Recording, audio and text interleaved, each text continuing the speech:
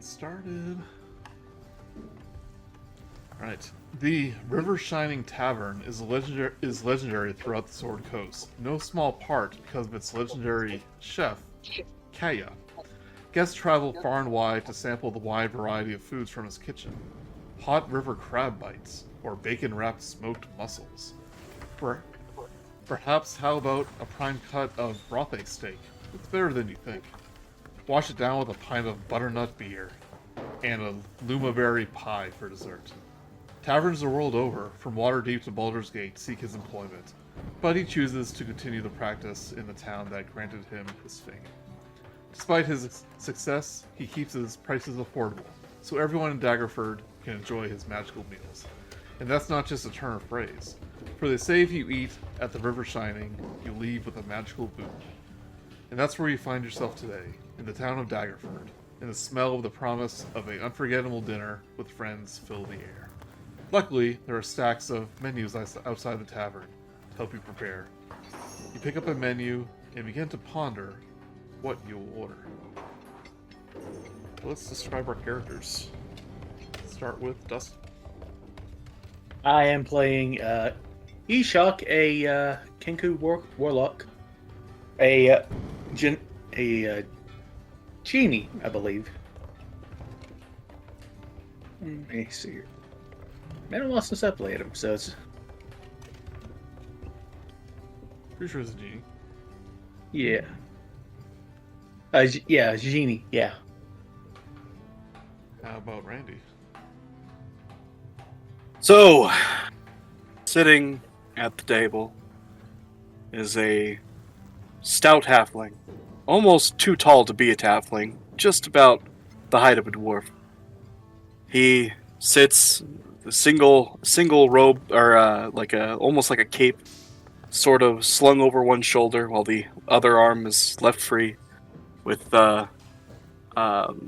self-painted tattoos or self-painted war paint, just kind of smothered all over his body, and his long blonde with silver streaks in his hair, tied into a neat bun, tied to the back of his head, and he is poring over the menu, trying to figure out what he wants to eat. It's been a while since he sat in a tavern to eat, but his great sword is not too far away from him, well within reach in case of unsavory actions to appear. So it's ready not, for anything. Yeah, so it's not quite time. Like the tavern kitchen isn't officially open yet, but you can tell they're preparing in the back.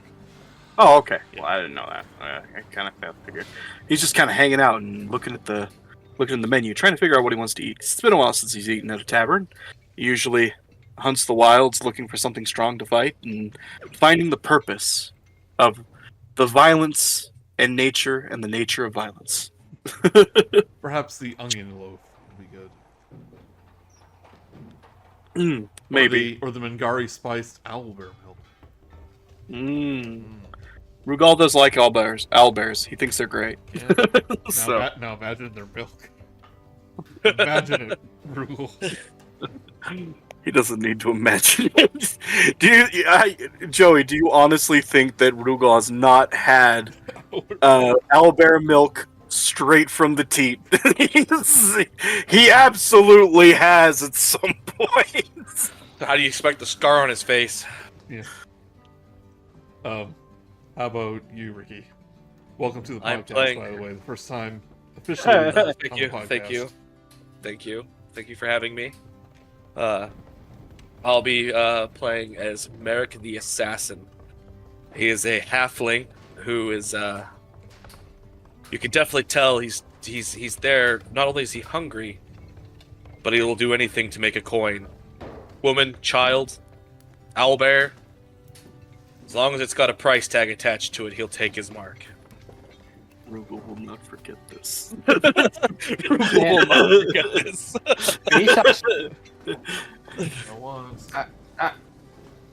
I was going to say, Eshok's just here to vibe.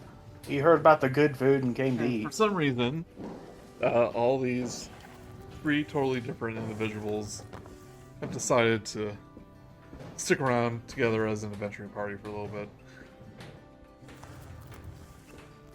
Oh, Eshok's just. I mean, Eshok is just fully vibed out. He's like, I'm just hungry, man. Perhaps you would like a do golden stars, which are little pastries with spinach and meat inside. Ooh, sounds good. I'll have it then. So if that's the case, Merric is attached to this group because he wants to learn more about Eshok and see if he can convert him in the way of necromancy, so that he may turn his kills into the walking army of deliciousness. How much zombie on the menu? I was gonna say, that is a very stupid reason to want to follow someone around. And even though like the tavern isn't officially open yet for supper, like, there's definitely people like excited to, because like It's like waiting for a ride, guys. We're at Disneyland. yeah, it's like there's like line forming. There's a lot of kids like excited for all the great desserts this place has. And as you're kind of waiting, a man from the back room, a tall man in a fine suit, walks up to your tables and says, "Excuse me, but I don't mean to intrude or assume, but are you by chance adventurers?"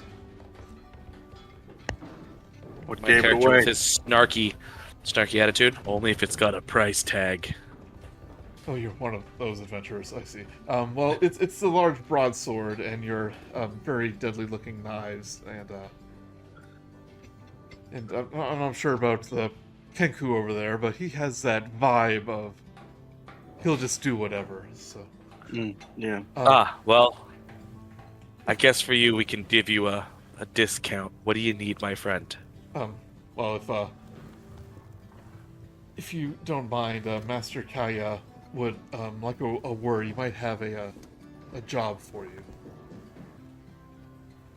Well, I know my friend here is looking to get his sword nice and fed, and the Kenku, well, he's like that shadow you just can't get rid of in the sun. So, we'll follow him to the back. Yeah. Oh, you can leave your weapons on the rack. No need to bring it back. Can I roll a sleight of hand to keep my dagger? I would imagine this is like a family restaurant. They would have asked you to like. Okay, leave the you're right. weapons at the door. Yeah. Rugal has no problem with leaving his weapons behind Because because like the TGI Fridays of. Yeah. Well, I am an assassin. Telling me to leave my weapons behind is like saying, "Hey, drop your pride on the floor." It's like weapons are part of my religion. Yeah, look at the Mandalorian over here. Yeah. Well, I mean, Eshok only has a weapon just because he's fine. Well, we understand you roguey types. I guess I'll leave my wares at the door. Your wares, they're not for sale. You're the product. Anything's for sale, depending on how hard I throw It's it. for the safety of the children. You can understand.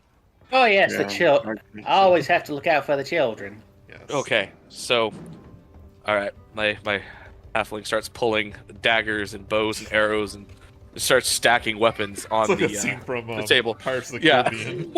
Yeah. You have a bag of holding with just like a long bow. Well, there you go. Wait, is that a black dragon's head? Is that supposed to look like that? You mean dead? Yeah, that's how it's supposed to look. Yeah. I've never, Delicious and nutritious, properly cooked. never seen one be cooked before. But just to make sure I'm pronouncing this right, Randy, you may know his name is Kaga, and I looked it up, and I think it's pronounced Kaga? Is how, I would have pronounced it Kaga, but yeah, Okay. Kaya, I guess Kaya can work that too, yeah. Well, I was going to keep on saying that since that's what I did it. But apologies if that is pronounced wrong. So,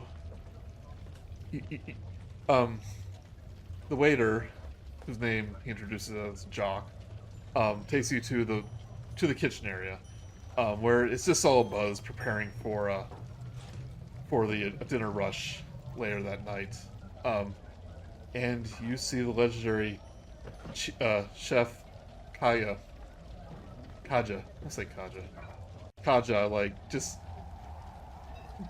It's almost like he has 6 arms. You know, just cutting away. He's making sauces. He's preparing stuff. He's just a blur. And, the waiter goes, Master Kaja, the adventurers you requested have arrived. And, puts down his knives, a little flourish, sticks it into the knife board. He gives a playful bow, and he goes, "Oh, thank you for meeting me. I'm sorry about the mess, but it is the dinner rush. You understand?" Yeah. My character is in awe at how well he is wielding these knives for cooking, but knowing deep down inside he could be the best assassin he has ever seen. You don't know his past. And you don't know if he has any side jobs. He pushes aside a human finger, saying, "Never mind about no." I'm just kidding. He goes, I apologize for disrupting your evening. I knew you were here to enjoy our kitchen's fine cuisine, but I have a bit of a issue on my hand.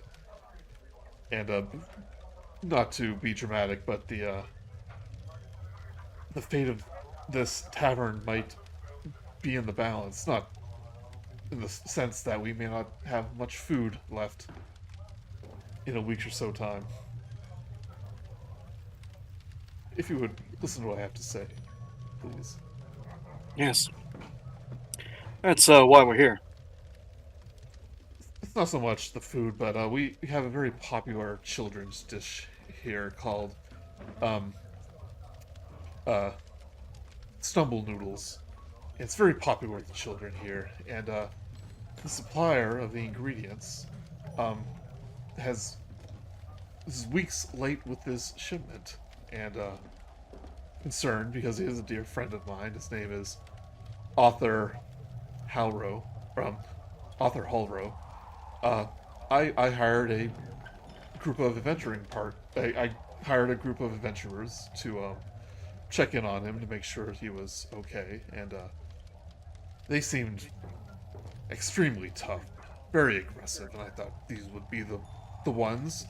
But imagine my sadness when a few days later, when they didn't return, we found their bodies washed up in the river. So, Oh.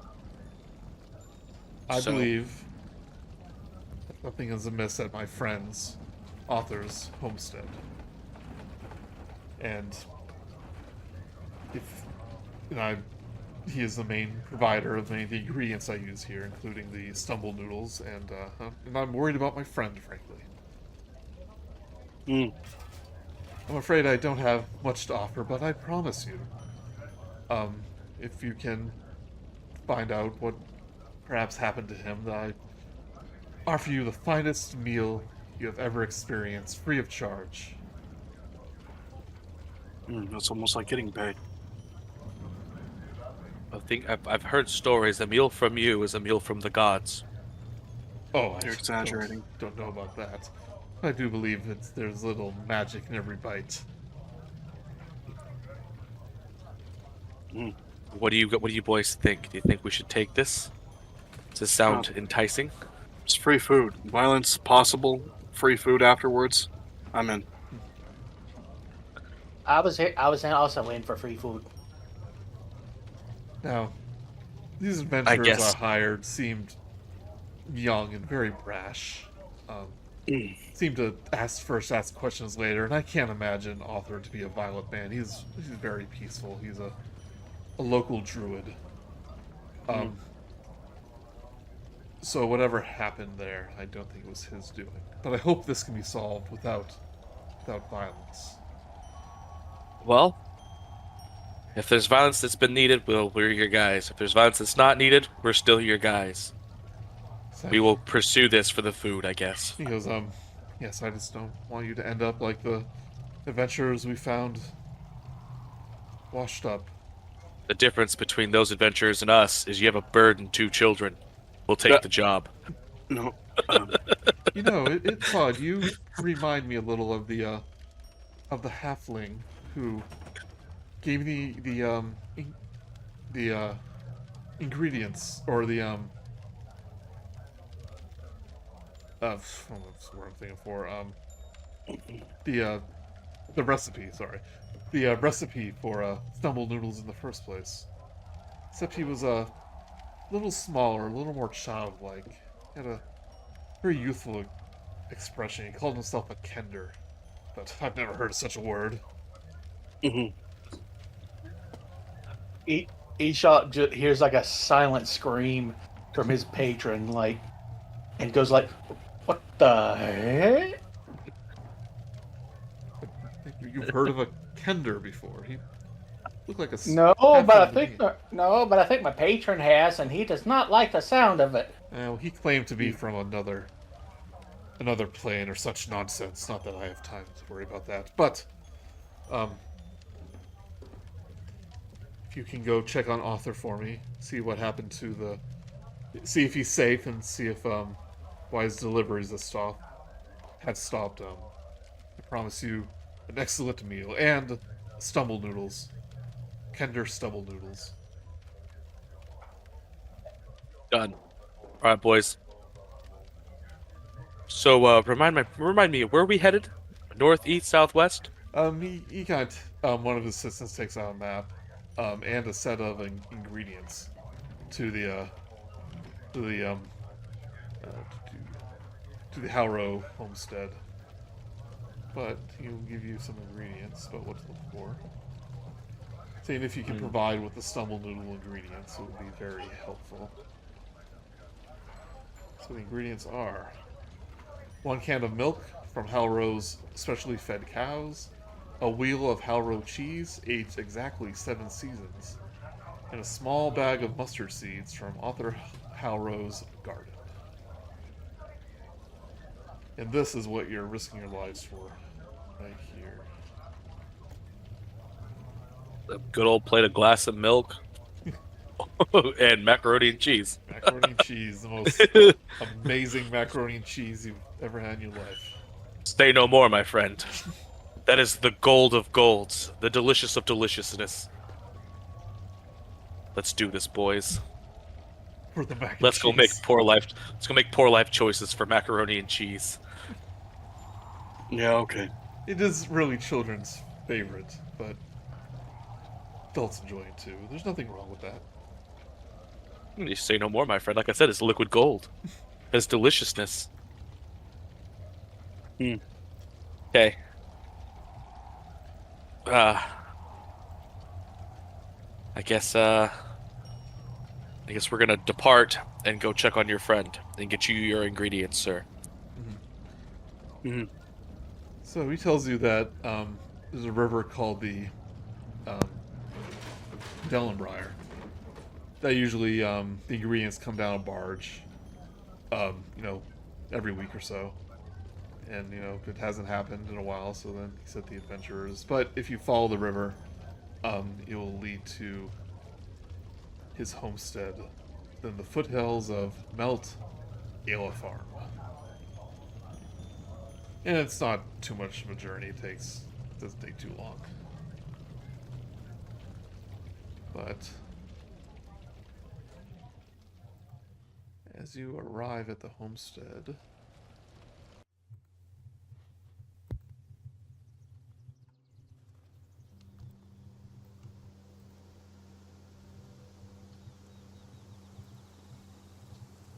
this is what you find. Well, A building with doors. Building a door. Doors to hide possible enemies. This is the home with a barn attached. The fields and orchards around the house are exceptionally lush. A path leads up to a hill to a sturdy and artistically crafted wooden gate. Hallrow Homestead is painted on a sign above the gate. Once inside the gate, the characters are greeted by happy piglets and a few hungry goats looking for treats.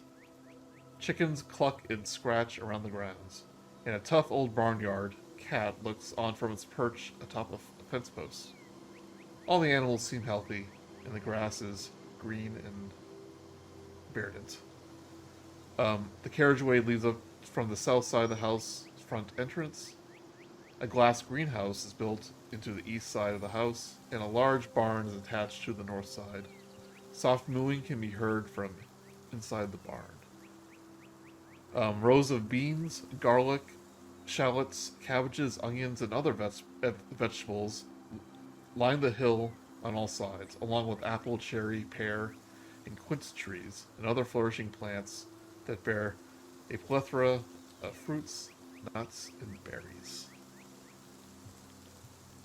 And there is a personal garden kind of close to the homestead. Okay. So you notice that this part is black over here. That's actually like a second floor part of the map, but you can freely go around the side.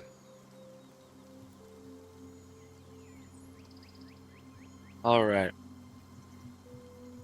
You do see Is the front door like right here? yeah, you do see a front door. Yeah. Okay. I'm gonna.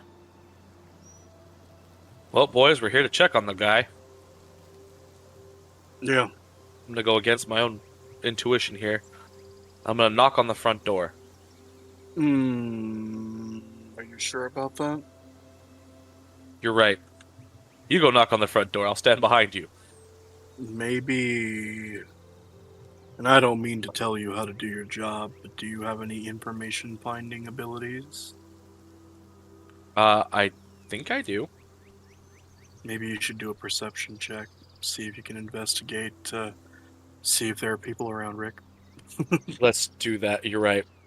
Can I, It's great that your character is named Merric, so if I call you Rick, it still works. right?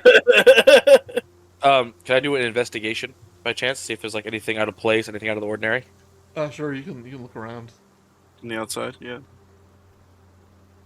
Yeah. Either perception or investigation. So let's do, I'll let's do investigation. I'll try doing a perception as well to see. Oh, weird. Hey, Rugal. You kind of take notice of the garden, and since you've lived off the land so much, you're pretty familiar with like types of plants and stuff.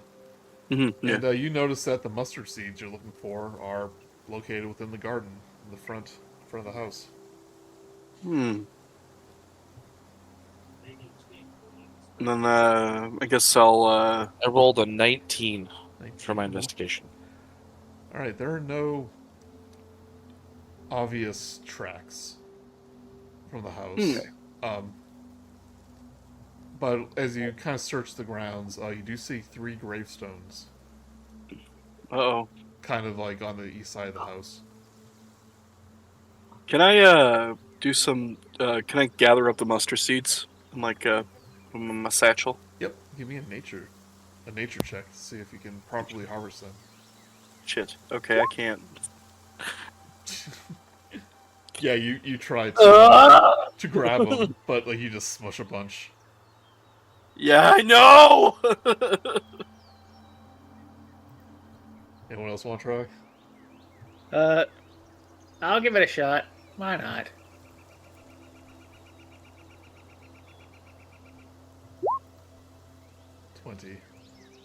Yep. Nimble bird fingers. You're able to pluck the mustard seeds without damaging them. Pluck, pluck. There you go. Say it as you do, and it'll stuff your beak down your throat. Thank you. Threats, then gratitude. You know, I can cast Speak with Dead at will. Would you care to experiment? No, let's open this door. A genie warlock can do that? This one can. This is stupid. I'm gonna break the door open. He's gonna kick down the door. Yeah, I'm gonna kick the door. Alright. The unlocked door breaks open. It's a courtesy from where I'm from to kick in someone else's door that you don't know. Anyway, he let us in. Hello? Well, I'm just revealing the map. Contrary to the prior door stomping, we're not here to hurt you. We're only Huh. here to pick up ingredients. Just so you know, the door is also immune to poison and psychic damage, but not Oh, good to know. but not sword damage. Or yeah, not a halfling foot either, apparently. So as you kick open the door, you see the main hall of this homestead. Here. Front door is open to a large. There's not many descriptions here, so I'm kind of reading off the cuff. Large front door is open to a large living area. Most of the interior has been demolished to make one open room that's 20 feet high. So you can tell this used to be a 2-story building, but the But now it's ceiling, like not. yeah, the ceiling has been like destroyed, except for a little bit. This little black area over here. There's still like you see the remnants of the second floor and some wire and poling kind of leading up to it. I'll turn to Merric. And there is a door leading to a still intact room. Right here. You ever hear about anybody wanting vaulted ceilings so bad they did this? And when you enter the room, you notice that it is kind of scalding hot. You see like one of the biggest fires you ever seen in the hearth over here. It's just like just raging hot. Signs of life. The main hall west wall is lined with shells. In the northwest corner, a blazing hearth emanates bright light and abundant heat. A pot of water boils on the hearth, and yeah, it's like boiling water on the hearth. Oh, but you see no evidence of anyone actually living here. Well, there's somebody had to put that water in there if there's still boiling water in it. Someone had to put that there. Water burns out. Okay. Let's I'm gonna investigate the room first Alright. before we move on. can you mark which what doors are actually doors? I can't tell. Okay, that's a door. And okay, cool. Thank you. I appreciate And you. there is a door here that leads to a greenhouse. So you probably can't see it very well, but it's right here. No, yeah, I can't see it. That's why I asked. Yep. All right. Alright. I rolled 24. 24. Good lord. What exactly are you looking at? I'm looking at like the pot and seeing why it's still boiling. Well, Like, that's not much of a mystery. It is boiling because it is. There's the hearth water. is on fire. It's under fire. But you do notice that a large rubber cap, almost like a big bottle, is being heated in there. And there's like a little dining table right next to it. don't know how I'm gonna get that. Don't have any way of getting that out. I think, well, actually, hold up. How large is it? That bottle? Like the size of like a big canteen, like a thermos. Would you say it is? Would you say it's more than 10 pounds? No, probably not. I use Mage Hand to pick up the. Right?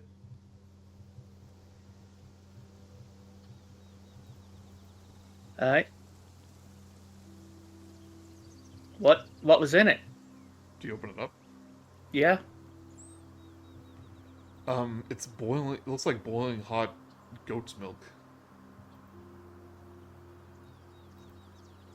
Why would somebody be boiling goat's milk in a bottle? You ever try to make goat's cheese? Should I just put it back then? I don't have an opinion either way. Joey, can I knock on this door? Here? With not my foot? You know, as you approach the door, you notice that there's even heat emanating from the barn. And as you get closer, from the only remaining second story of this house, you hear this deep yet childlike voice go, Ima, Ima, and like the panes of glass on the windows like rattle a little bit. It's such like deep and booming. And Rugal, you hear something moving in the barn.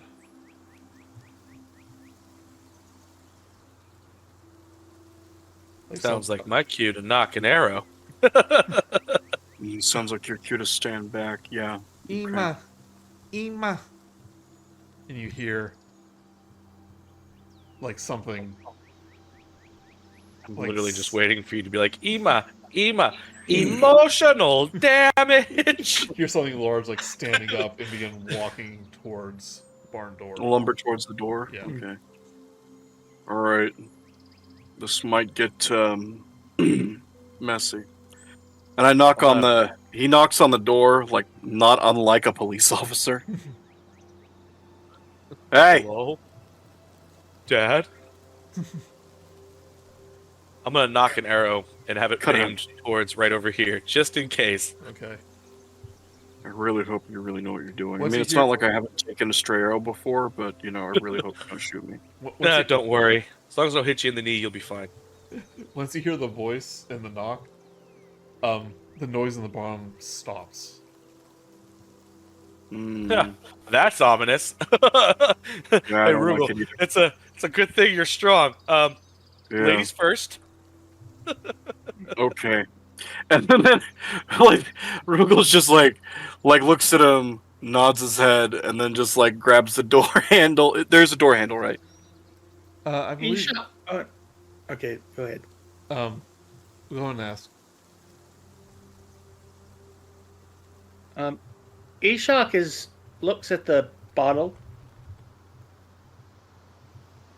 and ponders for a second. You think it might be for a baby's bottle? I'm thinking it, but is You it think it might be? you think that might be the baby? Maybe. So But I'm not the pause and movement just last a moment, and then you hear the door start to open, and you hear it's a deep booming voice from below, from inside the barn, go say, "Cadlor, Cadlor," and it starts. Calor. Does it sound like anything? Starts to open. The door opens? Okay, cool. Yeah. Oh, cool. It's doing my job for me. Oh, that's great to see. What you see? Rugal, I didn't know you were telekinesis. How do you get the door open without touching it? What No, you that's see, not me kind of opening like the on her knees, you see a large fire giant, kind of looking through the door Oh, that's gonna hurt. with a concerned Oh. look in her eyes. As she opens up, ready to kneel down, walk through. She sees you, Rugal, and Eshok, and Merric with like a look of worry in her eyes, and she starts kind of speaking in giant. And if you speak giant, Hold on a second. I might. Hold on. Give me a minute. Where is it? Hold on. Where are my spoken languages? I can't remember. it should be right below, like your Description, right? proficiencies and stuff. Yeah. Oh no! If we had, I have comprehend languages, but it's a ritual. I don't think we have time. Wait, you said it was in my. What did you say? Dustin, can you tell them where languages are? So I'm not looking at it. It is at the saving throws, senses, proficiencies in languages Should be on on the the- far Ah, left. there it Outside. is. Oh crap! Yeah, no, it's not one I know. Yeah. She looks at you a moment, but then you hear the voice come from the second story go, Igna, Igna. and she starts to reach out like she's gonna shoo you away. Mm. We move out of the. Eshok just moves right out of the way. He's just whoop, almost teleporting.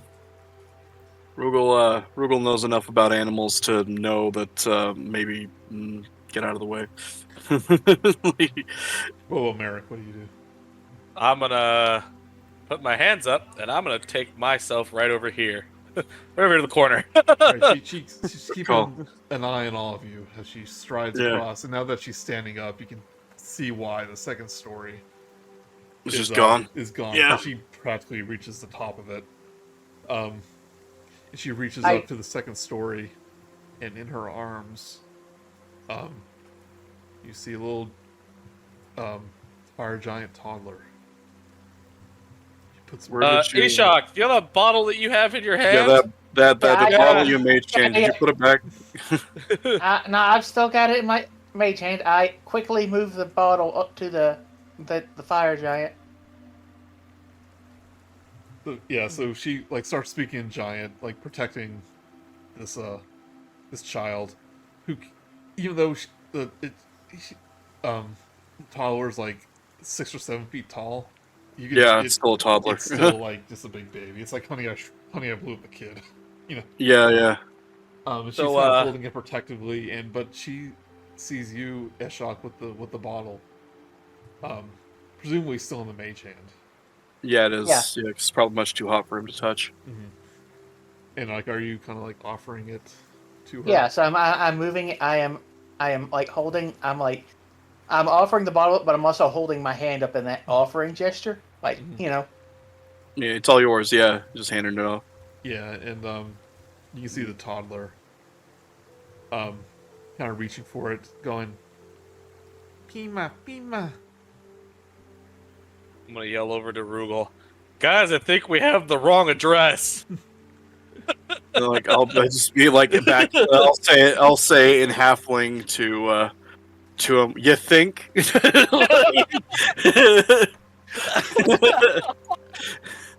But this fire giant woman kind of reaches down, takes the bottle, and hands it to the toddler, and within his hands, it looks like a normal size Bottle, yeah. bottle, and he starts like sucking away, drinking, and Okay, there were supposed to be other people living here. I do not know what happened. Okay, Here. okay. So things are kind of pausing, and she's kind of busy feeding the child. Yeah. Eshok kind of moves back to the far corner, like as far as he can. Mhm. Sits down, and literally just gets in the fastest like meditating pose that he can, and starts casting comprehend language as a ritual. is that a does it have vocal components? Like, do you have to speak it? Yeah, it's got vocal, somatic, and I pull like a pinch of, I just like start pulling things out, like pinch of salt and a little powder suit, and I just sort of like, I like try to speed my way through the spell as Yeah. fast as I can. Like this her eyes like dart over to the greenhouse too, but she sees that you're kind of relaxed. I assume you're are like, who are you being, are your like weapons raised, or No, we didn't have our weapons out. I don't think. Rugal didn't. I know that. Ricky had his bow out and he knocked an arrow, but I'm pretty sure after the door opened and we started clearing out. What did you do, Rick? I remember him saying he raised his hands and dropped and moved to the Oh corner. yeah, he did. Yeah, that's right. Yeah. But we definitely, as soon as we realized that she wasn't trying to be an active threat, we were like, "Whoa, hold up." so she Yeah, kind no, of I. curiously my hands are kind of definitely in the watches. I'm sorry. So yeah, no, my 100% just like, haha, just here for ingredients. Yeah. Ha, not a fight. She kind of watches Eshok in curiosity, and she kind of tells you're performing a ritual. There's like a little bit of recognition about what you might be doing. Like, she's not unfamiliar with the process. And the toddler, just continues to feed. And 10 minutes pass as she patiently kind of keeps an eye on you all. Now, can you only understand her? Only I can understand her. Okay. How long does it last? 1 hour. An hour. Okay. Okay, I'm gonna like hands up, just kind of like still facing her. I'm gonna just It kind is of for the duration. You understand the literal meaning of any spoken language. Okay. I don't know if it makes me. It doesn't cause me to speak it. Oh, but you can understand her? I can understand her. Okay. Oh, I start sort of okay. After the spell comes out, I start miming. I kind of start like pantomiming, like understand you. Pointing no at the speak. giant, you talk, I listen. Yeah. She kind of looks confused, but Eshok, you hear her. Oh, and you notice that the toddler has been saying words, and so she was like but then when you finish your spell, you start hearing the word mother. So you can now understand giant. Yes. But she kind of looks confused. But you hear her talking giants like, I don't understand your words. I hear you. I go like I point to my eye, I point to my ear, and then I point to her. Like I hear you. I see. What are your intentions? Who sent you?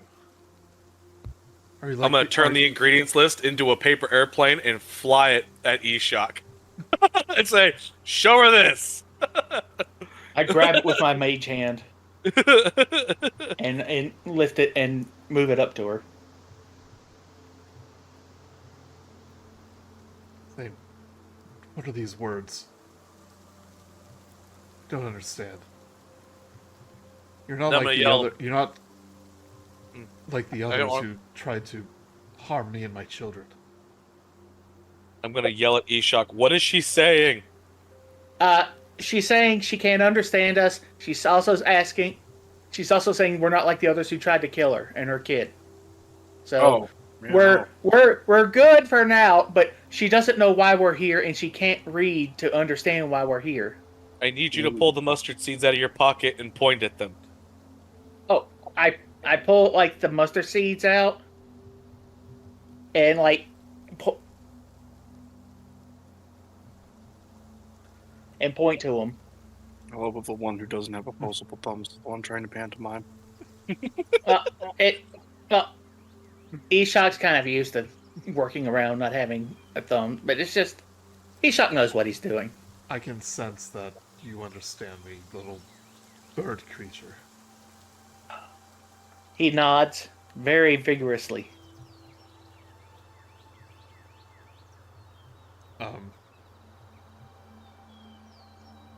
She goes, what are your intentions hostile? I shake my head even more vigorously. And I start saying, guys, shake your heads, all of you, now. Oh, okay. I just start whirling my head. Just shaking my head back and forth. The others like you, their intentions were hostile. I defended myself and the lives of my children. I nod. She thinks a moment. Did you know Arthur? Arthur's the guy who was supposed to be. Yeah, it's the druid that lives here. Yeah. Shake. I nod my head. I presume- But also kind of like put up a hand and kind of go back and forth with it. He puts his invisible thumb up. You know, like the gesture. He goes, She goes, Author was kind to me. Offered me shelter as I ran from my enemies, for me and my children. I regret to inform you that he is dead. Yeah. I relay that. Guy's dead. Well, But it was not this mission's a botch. my Okay, doing. guys. She says, she protected the lives of Kalor and Lama from the adventurers before you. Well, I Got guess in they the middle and got caught in the crossfire. That was a week ago.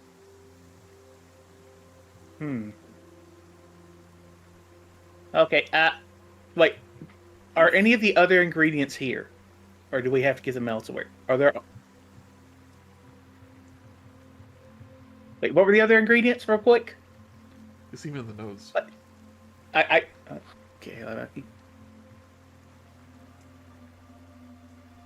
Okay. I need a milk, cheese, and a small bag of mustard seeds. Okay. Okay. Eshok holds the seeds up, says one, and puts up like one finger. Then, oh wait, he's got prestidigitation. Oh, actually, he's got minor illusion, doesn't he? I make a minor illusion of a wheel of cheese. And then a minor illusion of, A can of milk. like a cow. Her eyes kind of dart to the barn behind her. And sees the cow. She goes, it's a list. Nods very vigorously. Author was a farmer. Looking for ingredients. As soon as she says the word ingredients, I begin going. I begin like, that's the, like gesturing, basically saying that's that's the magic word. Well, even if Author is no longer with us, I am still a guest in his home. So it's not my place to say you can't search for those things, but I beg you to say nothing of me and my children. Nod vigorously. Turn to the other guys and say, she just wants us to stay quiet about her. Well, I'm an assassin. She's already dead to me. As What? in, I won't remember her anyways. She says, my name is Ignis. This is my son, Kalor. Who, despite looking like the Cocomelon baby, is a gray-skinned, fire giant taller. And she goes, my daughter, Pluma, is playing in the gardens. But Kalor, finishing his milk, will kind of hop down, start like waddling towards you, Rugal. Hello. It is just a baby. Treat it like a baby. Merric, I was gonna say, Merric says in Halfling, it's just a baby, Dick. Don't do anything stupid. I'm not gonna hit the baby. But it's funny that we both said the same. We were like at the same time, like it's just a baby. Don't worry about it. But he goes, Majama, Majama. In Eshok, you hear the words, play. And he like kind of, he pushes you over, Rugal. Yeah. He was saying play. He was saying play. I can tell when a child is trying to play with me. I've played with bears before. It's not a problem. I'm gonna just go along here. I'm gonna start walking towards the barn. I'm gonna Eshok, let her know I'm gonna just check the barn out real quick. He can only understand the languages. He can't speak to her. I start like I point to Merric. I point to the barn, like, and then like Merric barn, Merric barn, Merric barn. Hopefully the message goes through. I Eshok is literally just doing this by wing. No pun intended. You're free. She kind of nods. But she's So keeping I an wanna- eye on Calor, but the door to the greenhouse opens. You do see another toddler kind of waddle out. Ah, man, I'm happy I moved. That would have made me poop myself. No, not a big The deal. toddler opens the door. Rugal, this is how you felt. Nah, I'm used to folk being taller than me. I don't mind babies being Merric, bigger as than you're me. in the barn, Okay. you do see a bunch of noisy cows, but you do see that this is obviously where Ignis has been kind of sleeping. So it's you see like the area right here, just everything's moved out of the way. It's a little singed. But the cows are kind of noisy. Probably not used to having such a big guest in their house, but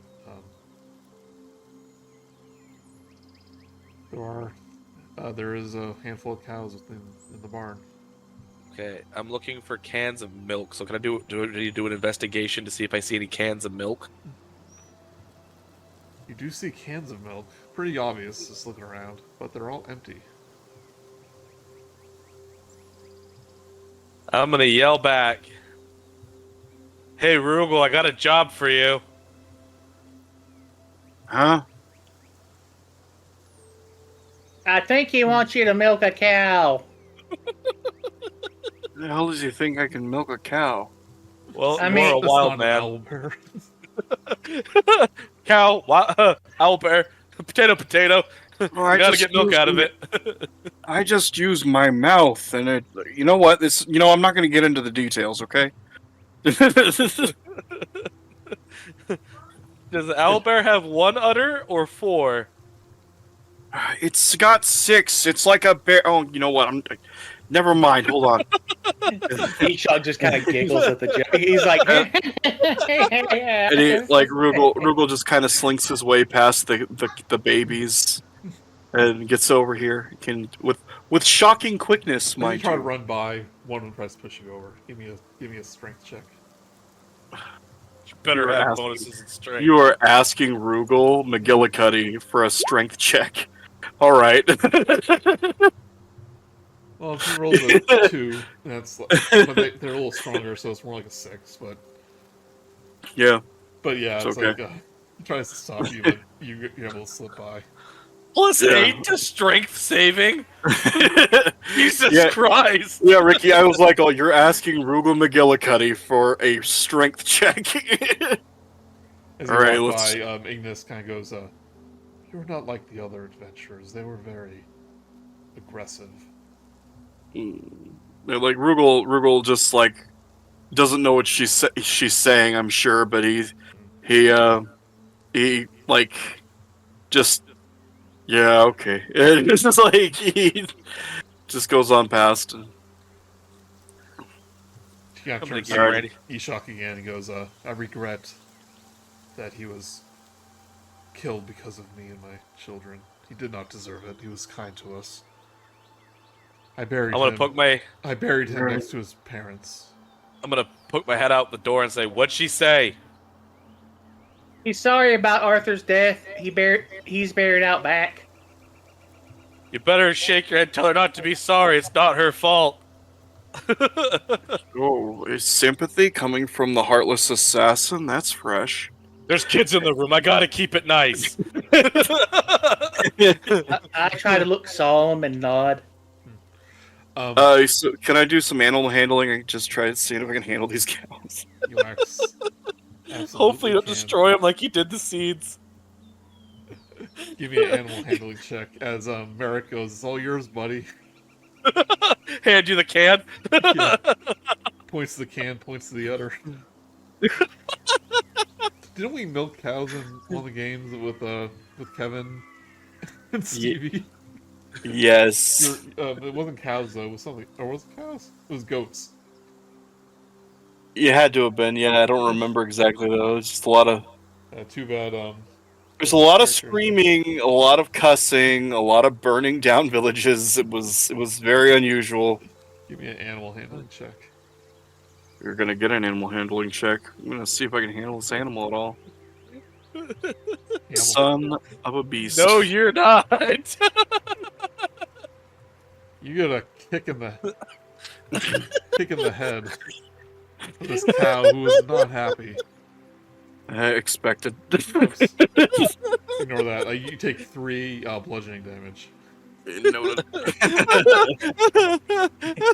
My character falls over laughing after watching Rugal take one to the face by a cow. He just spits out a tooth and he's like, "All right,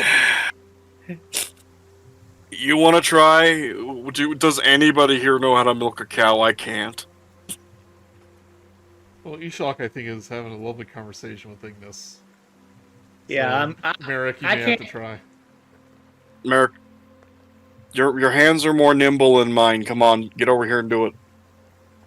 I guess I'll show you how it's done. You're a halfling, for God's sake. If you don't know how to grab cow tits, then you're not a good halfling. Says how the other halfling to the other. So I got kicked in the head for grabbing the cow tits. Get over here. Got it rolled a 14. 14. You show how it's done. See, that's that farm life upbringing I was expecting. Joke's on you. Because you're paying for this one way or another. Right, you got the milk for the job. I don't know what you're getting. You basically signing your own paycheck there, dickhead. This is. Aww. But you know these it'll keep the milk fresh for the trip back to Daggerford. Good, good. Okay. Think of the children. We're doing it for the children. Just I'm gonna walk out and I'm gonna look over at Eshok and be like, "Well, Rugal got kicked in the face by a cow, but I got the milk." I wish I was there to see it. It sounds like it was hilarious. Oh yeah, it was hilarious. Merric laughed. The cow laughed so hard it gave him a bunch of milk. Rugal's gonna come walking out of the barn, face is all covered in blood. It's just he's got a big old goose egg on his forehead. Big old goose egg. Alright, so the other thing we need is a wheel of cheese. Real cheese. Aged 7 seasons. How the hell are we gonna know it's gonna be 7 seasons age? Hopefully Okay, he's got it labeled. I want to walk through the store right here. I flag down Ignis and I hold up the illusion of the cheese and like see if she knows where it is. Mm-hmm. Like, First, let me open up the store. Right, Merric, you see. This appears to be a library. This is the only room on the ground floor that's still intact. The ceiling is about 8 feet high. Appears to be a library or a office and a laboratory. Inside, the desk is scattered with papers, journals. Bookshelves are covered with books, beakers, and jars of mosses and bark, and a few decorative items along the wall.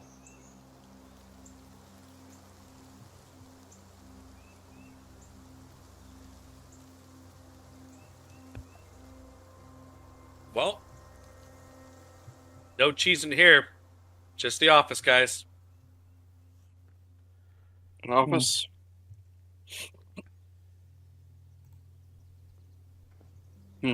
why would I figured the cheese would be in the barn. But I asked Ignis if she knew where the cheese was. I tried to ask her. You Can I roll an investigation in this room? See if I can find anything that's of a high value. Yeah.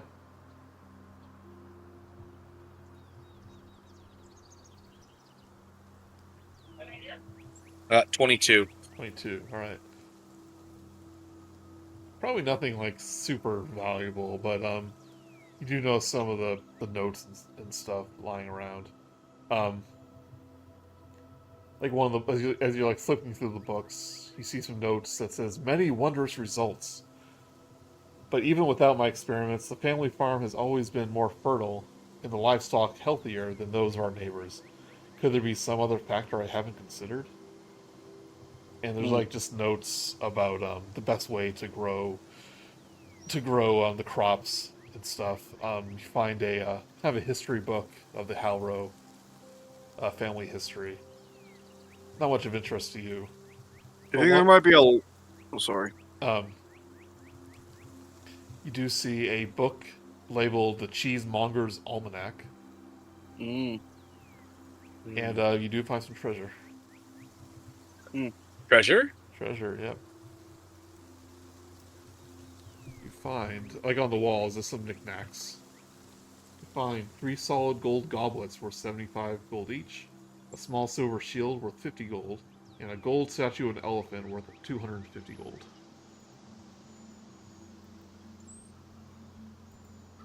This is a dead man's house. I know. You also find a safe that appears to be locked.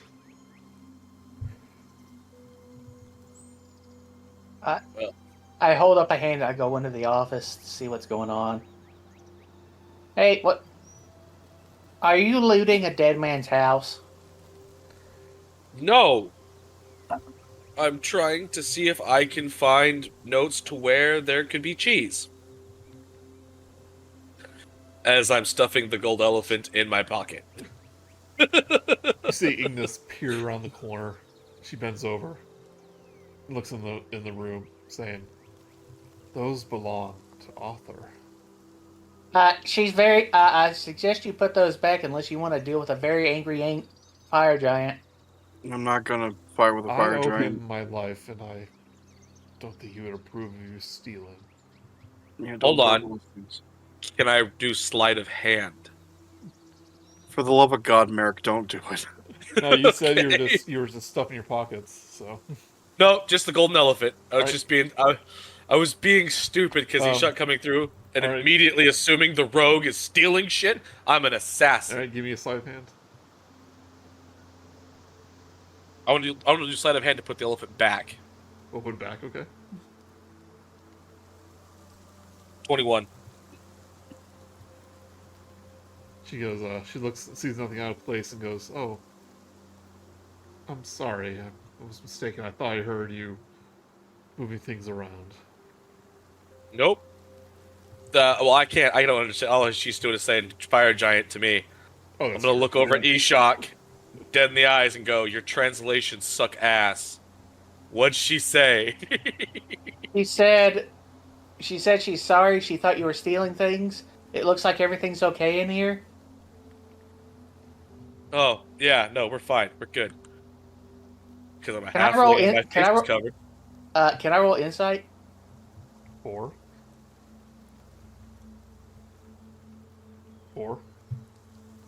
To see if I can tell what Merric is thinking. Oh, that's up to Merric. You can't really roll against players because the players can choose to tell you whatever they want. So What am I thinking? yeah, it's up to This. It's up to the player if he wants to divulge anything. It's simple, really. Because I'm a halfling, my face is covered, I'm dressed in black, you're racist against gnomes. Yeah, she's like, looks at You're not a gnome goblin. Anyway. Anyways, okay, no cheese in here. You know, I know what he was looking for, but I know you're probably a little more perceptive than he is. Do you know if there's any logbooks in there? Does he have any kind of an inventory? Just any kind of information that might tell us where the cheese is? I start looking around myself to see if I can find Your something. investigation check is out of character. Your investigation check is probably better than mine, so that's why I would do it. But I'd just be embarrassing myself. give me a investigation or perception. I am going to give. Actually, you know what? Let's see what investigation, perception is. You're gonna do them both. You know what? I'm going to go investigation. I'm actually going to do it at advantage because I'm proficient in it, and I'm going to use Kenku recall to do that. Okay, yeah. So you kind of recall everything you see. Like, Um, hold on.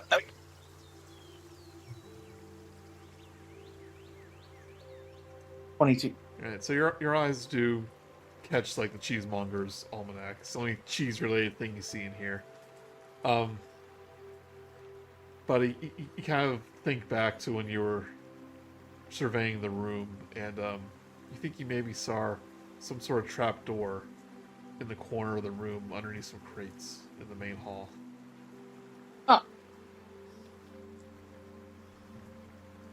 Okay.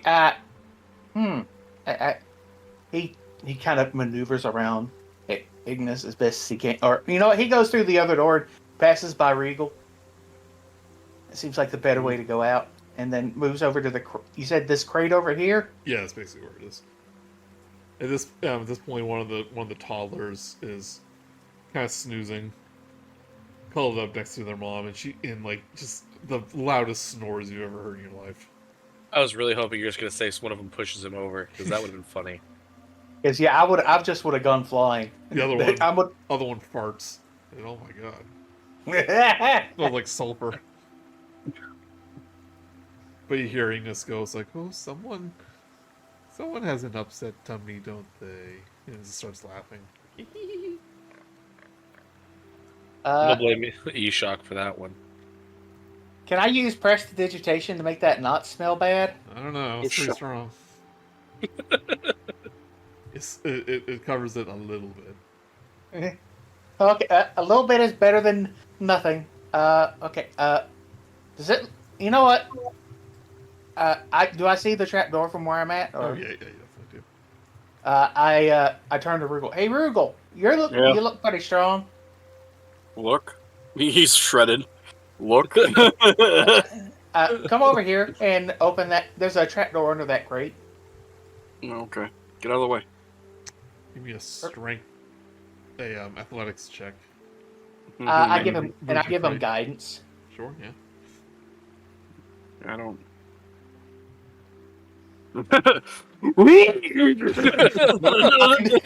Just one hand. I'll bet even Ignis is impressed. Yeah. She starts fannering herself like, oh my. Yeah, I mean, you easily move this crate away and you see a trap door leading to what you presume to be a cellar.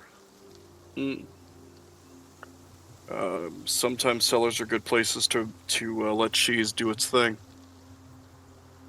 So, look down below here. You see a ladder. Yeah. You can move over there if you want. Thank you, Joey. I turn to Ignis and kind of like put up an illusion of us going down, and that will and kind of just I try to sway her that we'll be right back as best I can. Somehow you convey that. Yep. Yep. You see a long, narrow hallway. It's about the ceiling is about 6 feet high, and it's remember I said inside of the house is like just scalding hot. Like this is finally some relief of that. It's like just nice and cool. It has this earthy smell down here. Rugal and Halfling. Man, that bird's starting to smell like cooked goose. You know, you can still understand what we're saying, right? It's like Slowly turn my head and look up the ladder. I'm like at the stop. I'm like at the top of the ladder. Like, I'm trying to go down, but Merric's in the way.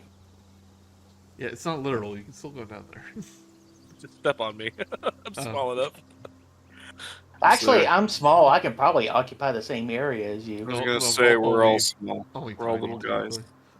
We're all little guys here. It's all good. Yeah, so if a human is small to Ignis, then you guys are like very miniature. Ants. Right, which there's 2 doors at the end. Which one do you go down?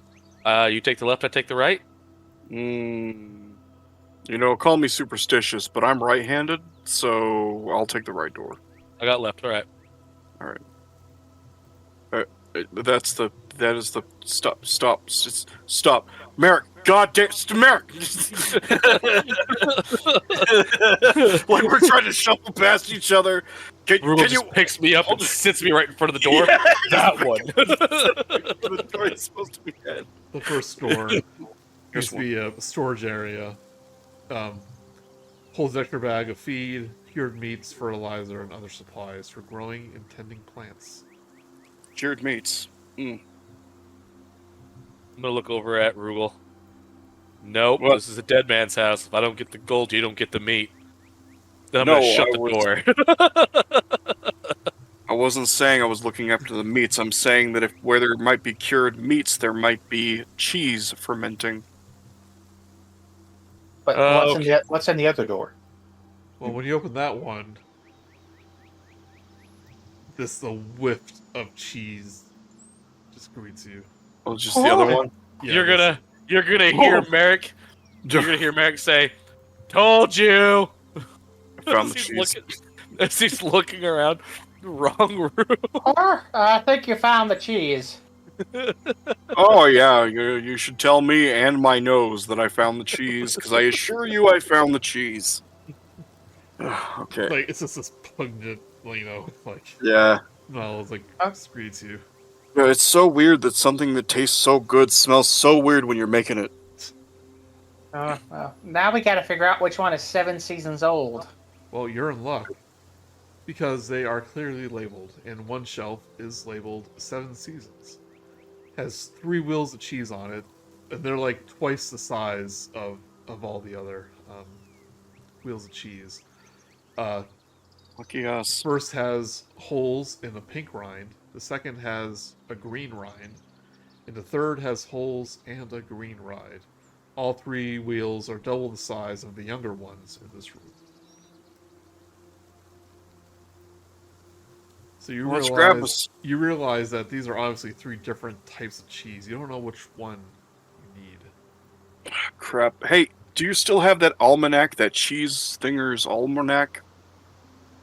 I think I picked it up on the way out. Yeah, let me check. Yeah, I think I did. Yeah. Okay. Sure. So I'm criticized for trying to take a gold elephant, but you can take a book. you were putting it in your pocket, and that evidence and personal gain are 2 totally different animals. Yeah, I'm gonna put the book back before we leave. Yeah, it's not like we're gonna need it. We can't sell it. You watch Merric start walking back to the ladder. Potato, potato, potato, potato. You know, I'm going to let her crush your bones to make her jelly or whatever the hell giants do to people like us, but, You know what they say? Anyway. Potato, potato, tomato. Can I use the cheesemaker's almanac to figure out which cheese we need? Yeah, give me like a intelligence check to see if you can make sense of all this cheese lore. All right. Well, yeah, I was going to say intelligence. I cannot. I'm not. Okay. Well, let's see what happens.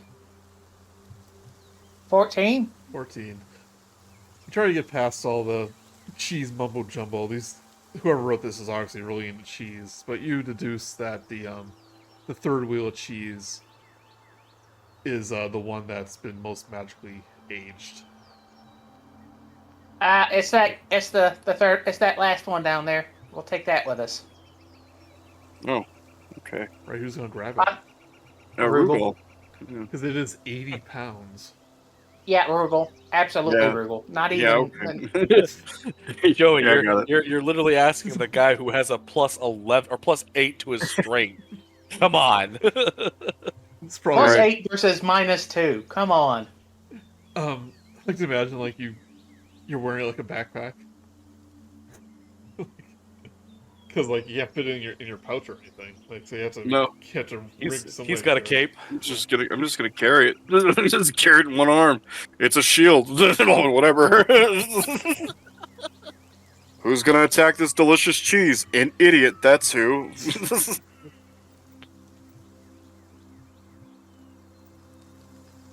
All right, so you climb back up to the stairs, and the minute the toddler gets a whiff of the cheese, starts reaching out for it.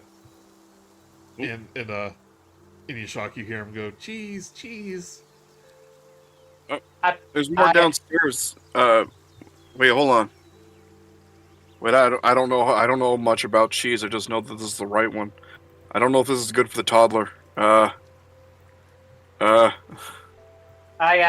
kind of go. I kind of mind to Ignis like, no. Yeah, we need the cheese. Like I do like shake my head. I like make like a sick face, and then I shrug. Ignis. Eshok, is the baby asking for cheese? The baby is asking for cheese. I'm gonna run back into the room, grab the first wheel of cheese that's closest to the door, and take it up to the children. All 80 pounds of it? No, the other ones roll aren't as big. Yeah, you want the smaller one. You can like roll it. Yeah. And I'm gonna pull out my sword and I'm gonna cut it into wedges. Ignis, like, the babies are all excited. It's like, oh, it's gonna treat Ignis. Goes, you three are very kind. Saying, what are the ingredients for? She turns to Eshok. Do I have like did we see what the final product is supposed to look like? It's like a macaroni noodle dish. It's in your journal. Yeah, it's a noodle dish. I showed you a picture, but it's not. You didn't necessarily see one, but you know it's like a pasta. Hold up a bowl of macaroni and cheese. Yeah. But yeah, you can make like a picture of like pasta covered in. I Make sure you emphasize that this is also for children too. Yeah, I make like a picture. I am stretching minor illusion to the utmost that it can possibly do here. I am making it. Showing kids like eating a bowl of macaroni and cheese and all that. Yeah. Yeah. And the kids are kind of watching it like, ooh. Here Ignis goes, it's a treat then. Mm. Yes. I shake my head. I nod my head. Excuse me. Saying, wouldn't it be lovely if my twins were able to experience such a thing that you humans have like that? Not a human in the room. Guys, do you think we can make a food run? Do you think we could go back to the rest? Oh, Humanoids?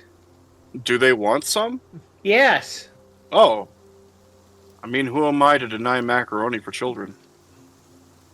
I nod my head and say, I point to us. I point out the door, and then I like mind coming back in, and then eating.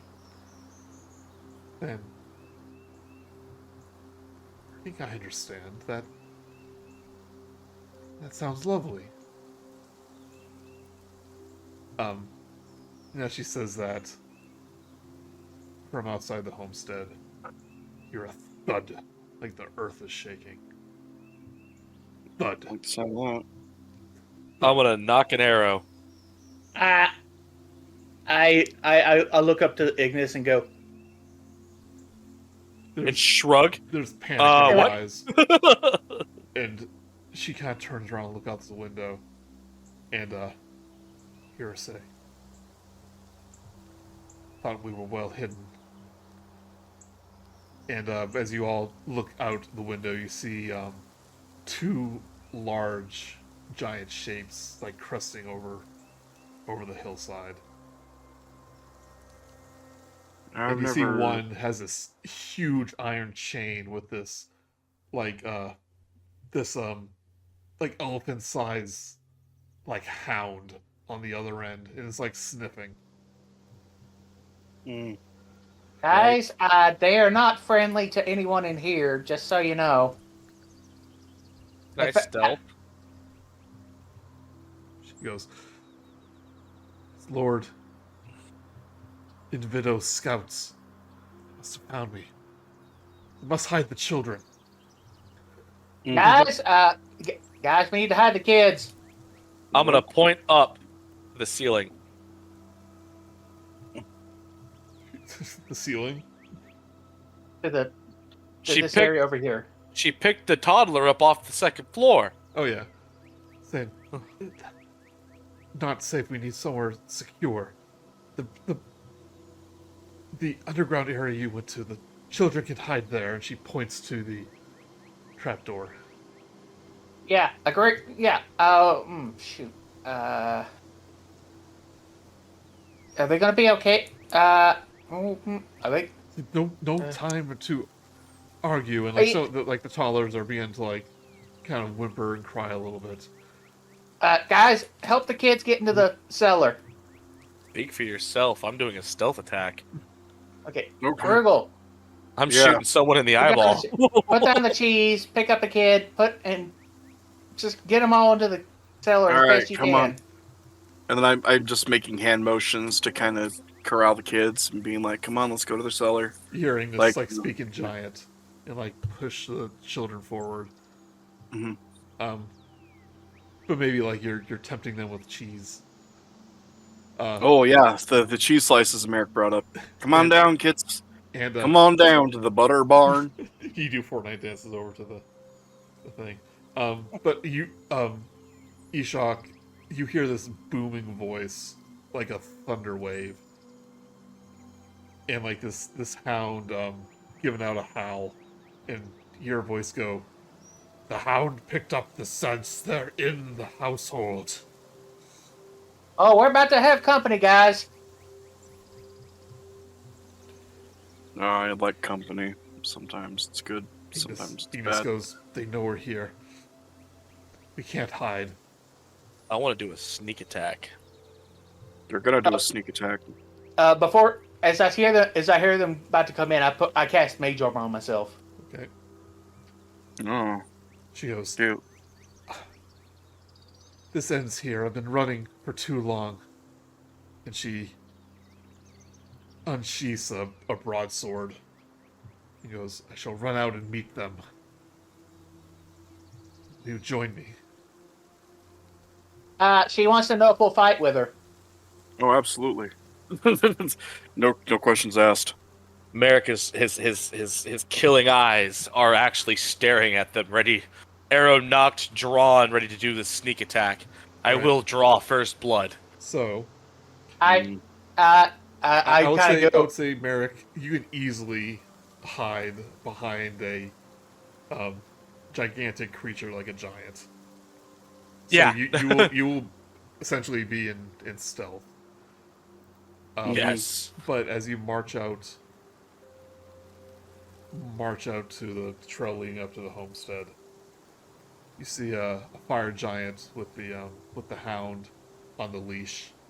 You see another fiery giant behind him, but this one actually is speaking in common. And she goes, "Queen Ignis, No, Queen. you finally show oh. yourself. Hand You over know the we're- children, and we'll let you live the rest of your pathetic life alone." She pulls out her broadsword. Ignis pulls out her broadsword, saying, "You will not have them." Wait, she speaks common? She spoke common this whole time? No, the other. Well, when I say that, it's so Eshok can understand. But Oh, okay. but the enemy giant is speaking common, Okay.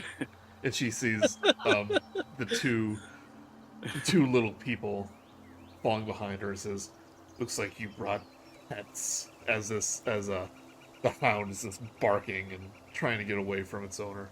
He goes, "You think they can stop us?"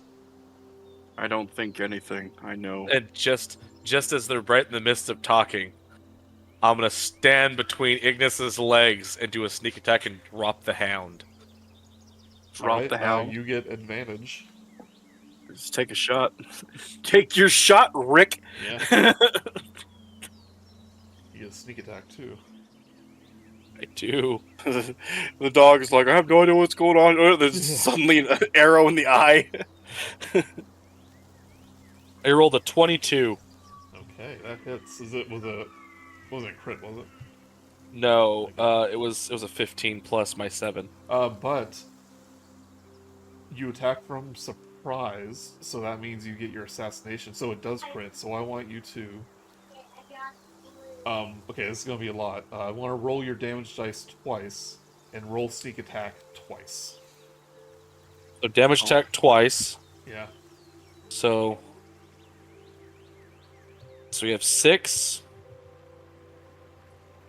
and 7. 7, okay. And then the other one, it's just 5d6. I'm going to roll that right here in the chat. Yeah, you do it twice since it's crit. Yeah, okay. So we got 20 20, and 15. 20, 15, 48 damage. 48 damage. Which is enough to fell this hellhound. Oh wow! So, Merric, you like drop down from Ignis, like she's giving birth to a little baby halfling. And you fire this arrow right between the hellhound's eyes, and it falls immediately. I immediately shout to the other giants. Do you really think this is a good idea now? And like the fire giant's literally getting hotter. You see her eyes light up, and he goes, "Kill them!" We're rolling initiative. Kill them, they say. At least it's not that other word I don't like a lot. Oh, intruder. Well, that's the one. Ooh, you got me. You got me with that one there, bud. I tell you what. This little background information, since we're missing a couple players, there was going to be 2 giants with hellhounds. We're just doing 1. Alright, initiative. Oh yeah, I forgot I get advantage with my initiative. Yay! I'm gonna use my luck to reroll my initiative dice. Sure. How do you do that? I actually have a thing called luck. He has a feat called luck, yeah. It means you have to reroll a certain amount of Attack, time abilities, saving throws. So, I'm gonna take up one of those. Let's reroll that. Here's some of what you roll. I got a 14. 14, alright. What is your dex? Yeah. Give me 1 second. Probably higher than yours.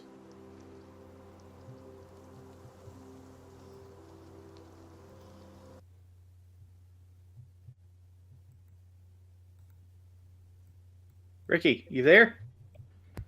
Yeah. My dexterity is 17. All right, then you go ahead of me. Just gonna put you ahead of. Oops. You need to go I 14.17. understand. Alright. Rugal, you're up first. For Sam. Alright. Okay. So, first thing I'm gonna do is I'm gonna rage. Because, you know, I am the storm that is approaching. And then, so you want to lay that action on me real quick? About to roll for Ignis. She's part of the fight too. Oh yeah, she's a homie. Can you put that radius on me though? Yeah, was it 10? 10? Mm-hmm. Oh, hey, this is the storm.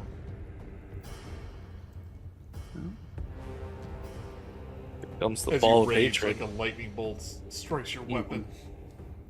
Yep. And if I move 10 feet in a straight line, at least 10 feet in a straight line before I get +5 bonus to the damage when I hit something. So we're gonna just 40 feet running, because that's what I can do. Okay, yeah. That's how far I move. I'm very quick. You run towards this 2.5 story tall fire giant. Mm-hmm. Weapon drawn. Weapon drawn. All right. So that swinging my greatsword, and that is a dirty 20. That hits. So, That. Oh shoot! I forgot to put my rage on. Hold on. It's probably plus 3 Sorry. at this point, I imagine. Yeah. Let me see here. Yeah, plus 3 damage. Yeah, plus 3 damage. Okay, good. And then I get my second attack, right? Yep, get 2 attacks. So does this have the plus damage on it, or do I have to add it? You'll have to add that 1/3, but this one might not hit though. 13. It's Yeah, 13. it does not hit. Yeah, I figured. And then they take it was D6 in damage, I think. Hold on. This is the practices. Oh no, it's 2D6s. Yeah, you probably leveled up to that. Do they have to roll dexterity? Yes, they. Well, they have to beat a dex save of 15. And they get half damage on a success. He rolls a 16. Shoot. So he takes 5 damage though. 5 damage, right? Hmm. Yeah, 5 damage, right? Uh-huh. This one. I'm a storm. Okay. Ricky, you're up. Okay, so before Randy ends his turn, I want to use my bonus action to use Wait, my you can't do my that. cunning You can't- action. You can't do that. Yeah, you can't do that. What? What? Why not? Because I was gonna go into hiding. Yeah, because it's a bonus action for you, not on my turn. It's for you. It's just a On your bonus turn. action. It just says bonus action. It doesn't say my turn or anything. It says bonus action. It has to be your turn. It has to be Okay, your turn. Then at the start of my turn. Cool. Yeah, I'm just gonna hide. Yeah, I mean, that's why I thought it's your turn next. Yeah. So I'm hiding. I guess I assumed your turn was over, Rugal. Let's see something else to do. It is over. It is over. Yeah, It just so, yeah, So at he the end of just, your he, turn, he just worded that weirdly. I know. I'm doing like a 90 million things at once here. Okay, my brain is all over the place. well, no, you were right. This Dustin to me was like, no, you can't do I wanna- that. I'm gonna do the hide action. Right? Give me a stealth check. Oh, this is gonna be easy. Okay.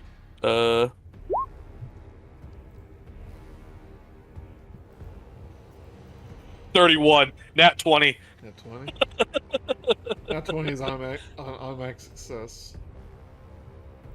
Well, in that particular situation. Yeah. So you, or is that an actual rule, or is that just Al's rule? I have Natural no 20, idea. we'll say it's a success because you probably rolled higher than 21. Oh my! I have a plus 11 to my stealth. I rolled a 20. Yeah. Okay. Yeah. Oh wait, I'm sorry. Did you Sir? roll a natural 20? A natural 20. Okay. Yeah. So I rolled a 31. So 31. Okay. Yeah. Definitely. You definitely hide. because I'm gonna sneak attack this guy right here with the bow. All right. Sneak attack. Do it with advantage since you're in hiding. Let's see here. Alright.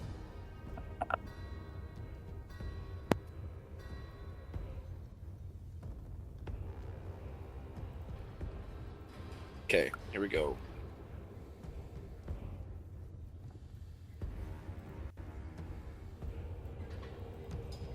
I rolled a 13 and a 21. So 21. All right. 21 hits. Okay.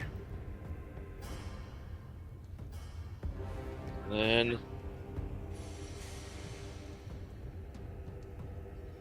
so let's roll my damage with the bow. Let's go. I rolled so I got a 9 with the regular bow, and then the sneak attack is 19. All right.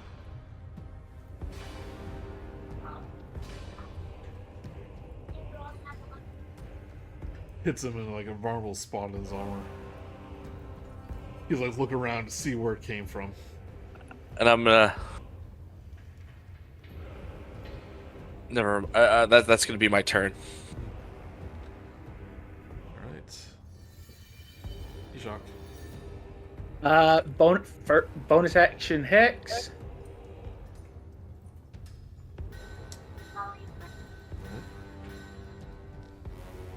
Let's see here.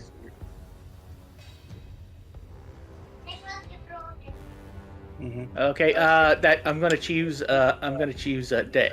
He gets a disadvantage on Dex saves. His knees buckle as it gets harder for him to move. And he'll take an extra 4 necrotic damage each time I do something. Or is it?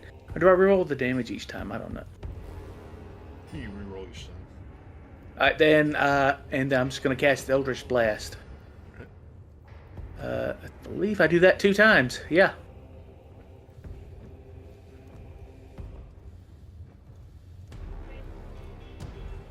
Does a 20 hit? 20 does hit. 14. Oh, and you get Genie's Wrath, too. Yeah, so he gets... So my Eldritch Blast has a little, like, sparkling thunder around. Has, like, has a little bit of thunder damage to it, too. So it's just, like... And... One magical nonsense. I see some really wiggly fingers in my time, but that's a little weird. Does 18 hit? 18 just hits. So he takes 16 damage.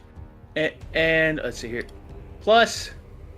Let's see here. I rolled 1d4, so that's 4 damage. And since it hit him again... Or is that once per turn? It's just once, but you tell me. Yeah. You know... Oh, it's whenever I hit it with an attack. Alright, roll another d4. Well, that's a d6. little weird. No, Hex is pretty broken. Is that concentration? Yeah, I'm not concentrating on anything else. 6.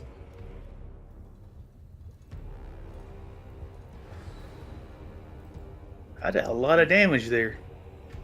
Yeah, you put a lot of numbers on the page. Nice work, kid. Ignis will. Is that your turn?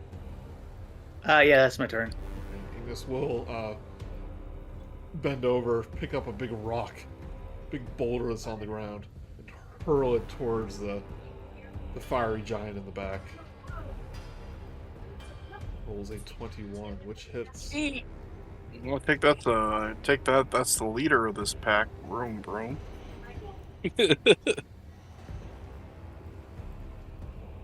knows him well. Right, for 35 bludgeoning damage. You hear Merric scream like a little girl as the giant topples over the top of him. Rose, the boulder hits this giant in the side of the face, and it's like, ooh, almost in slow motion as it breaks into pieces.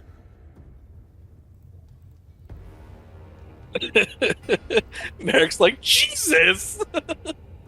But this fire giant will throw down the chain that is holding his dead hellhound, take his great sword, and come down on Rugal twice. Merric's gonna yell out to him, "Chain does you no good if it's dead, bud."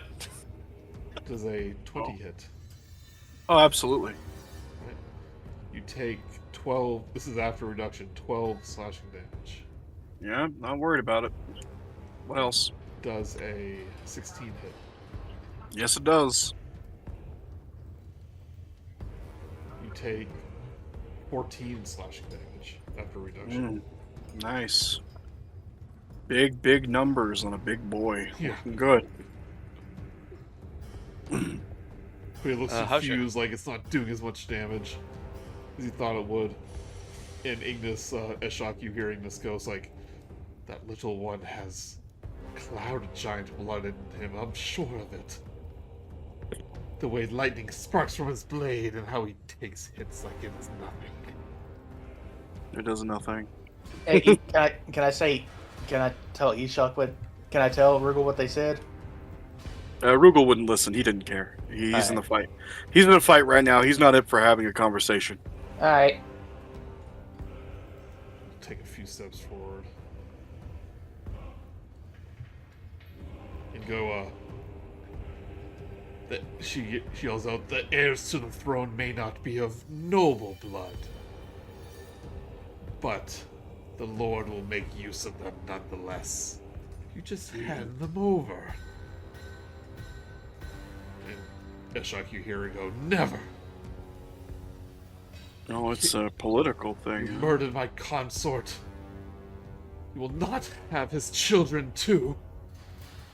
And the giant will raise up a hand as a fireball begins to form in her giant-sized hand, and she will fire out a bolt of Ignis to Eshok in the back. I've already. Hex counts as a spell, right?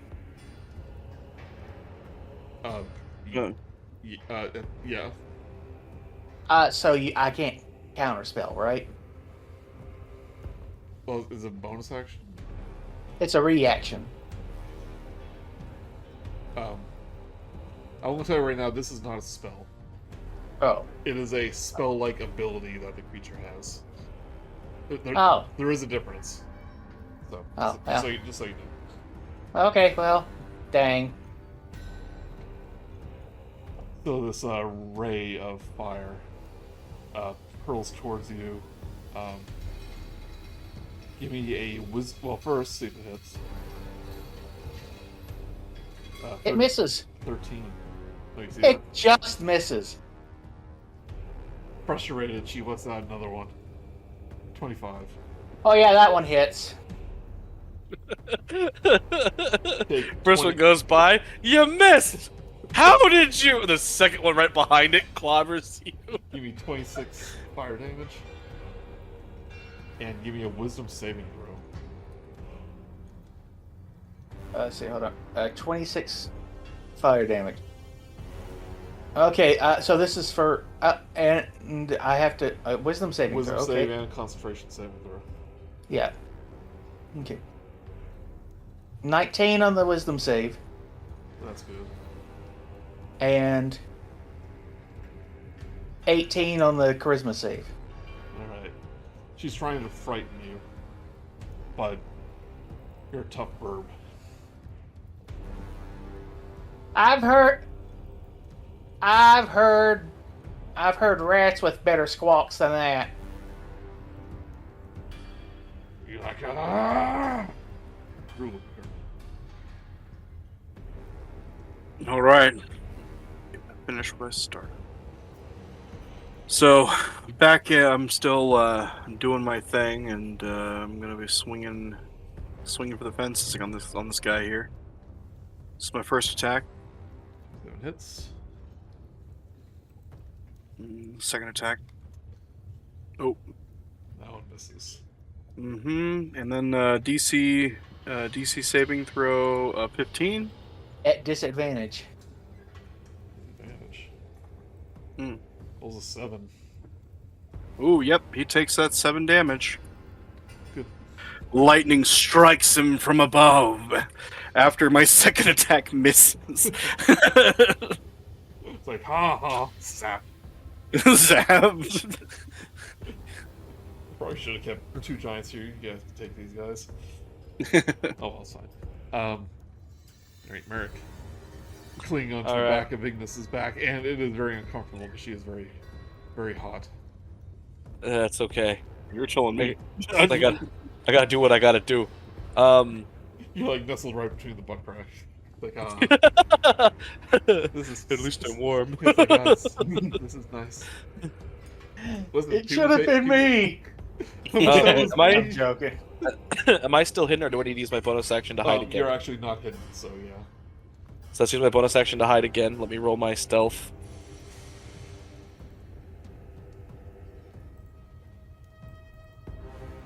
$19.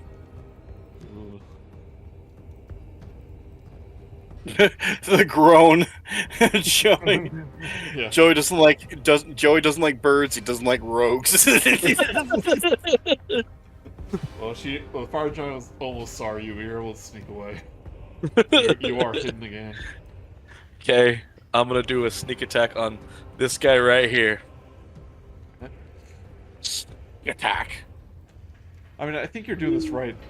I'm just wondering if you have to make that action after you make an action. I'm just gonna double check. I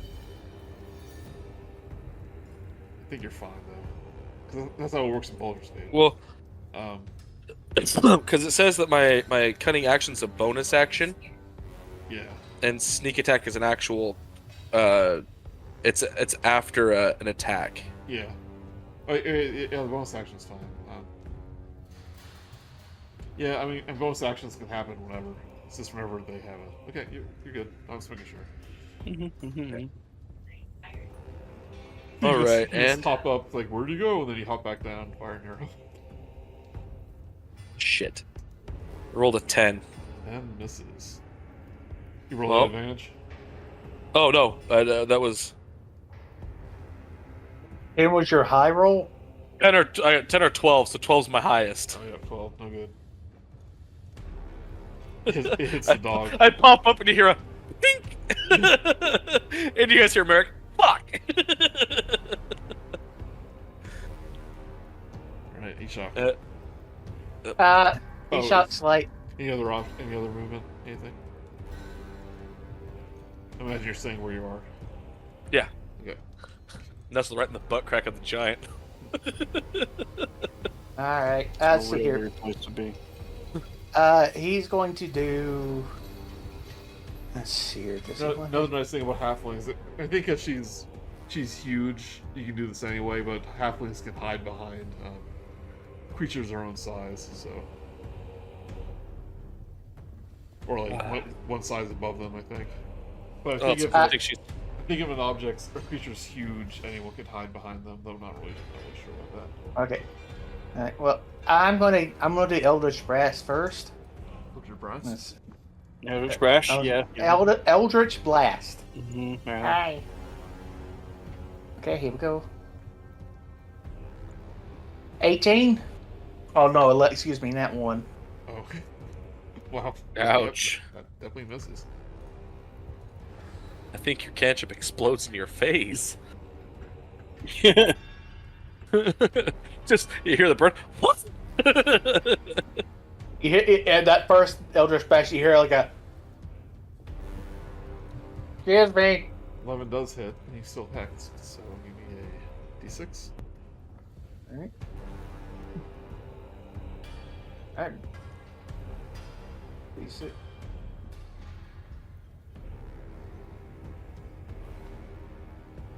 Takes 5 damage. This fire giant's looking hurt. Well, is starting to look hurt. Alright, then as a bonus action, I am going to use Elemental Gift Flight. Okay. And I take to the skies at least 30 feet. I'm going to use that to kind of get myself up back behind Ignis. And so that Ignis is in front of me. And I'm behind her. Mm. Okay. No, don't put a time.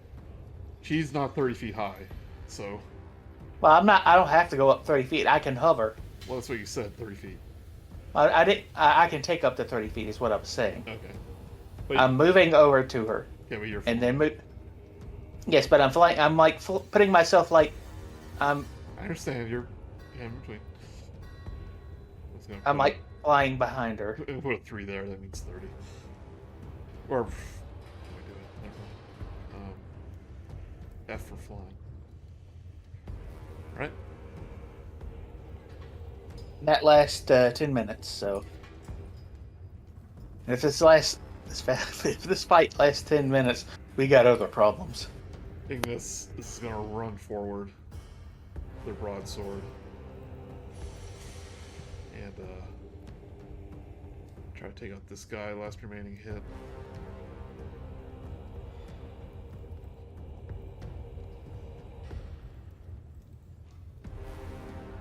Multi-attack. Greatsword 1. Greatsword 2. Both hit.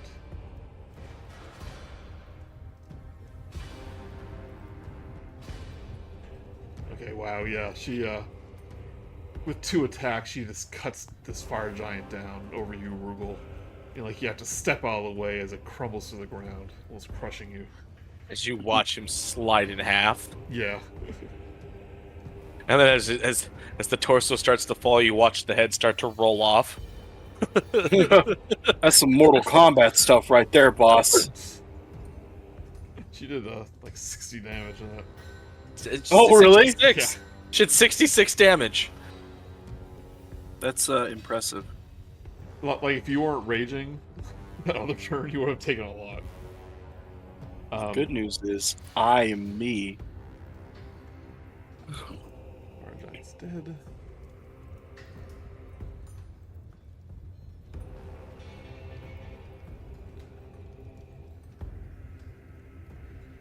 Right, does your hex go to another target when instead Yes. you use a bonus action in your turn to do that? No, let me check. Let me check the spell real quick. But it does when it hits 0. If the target drops to 0 for the spell ends, you can use this bonus action on a subsequent turn to curse a new creature.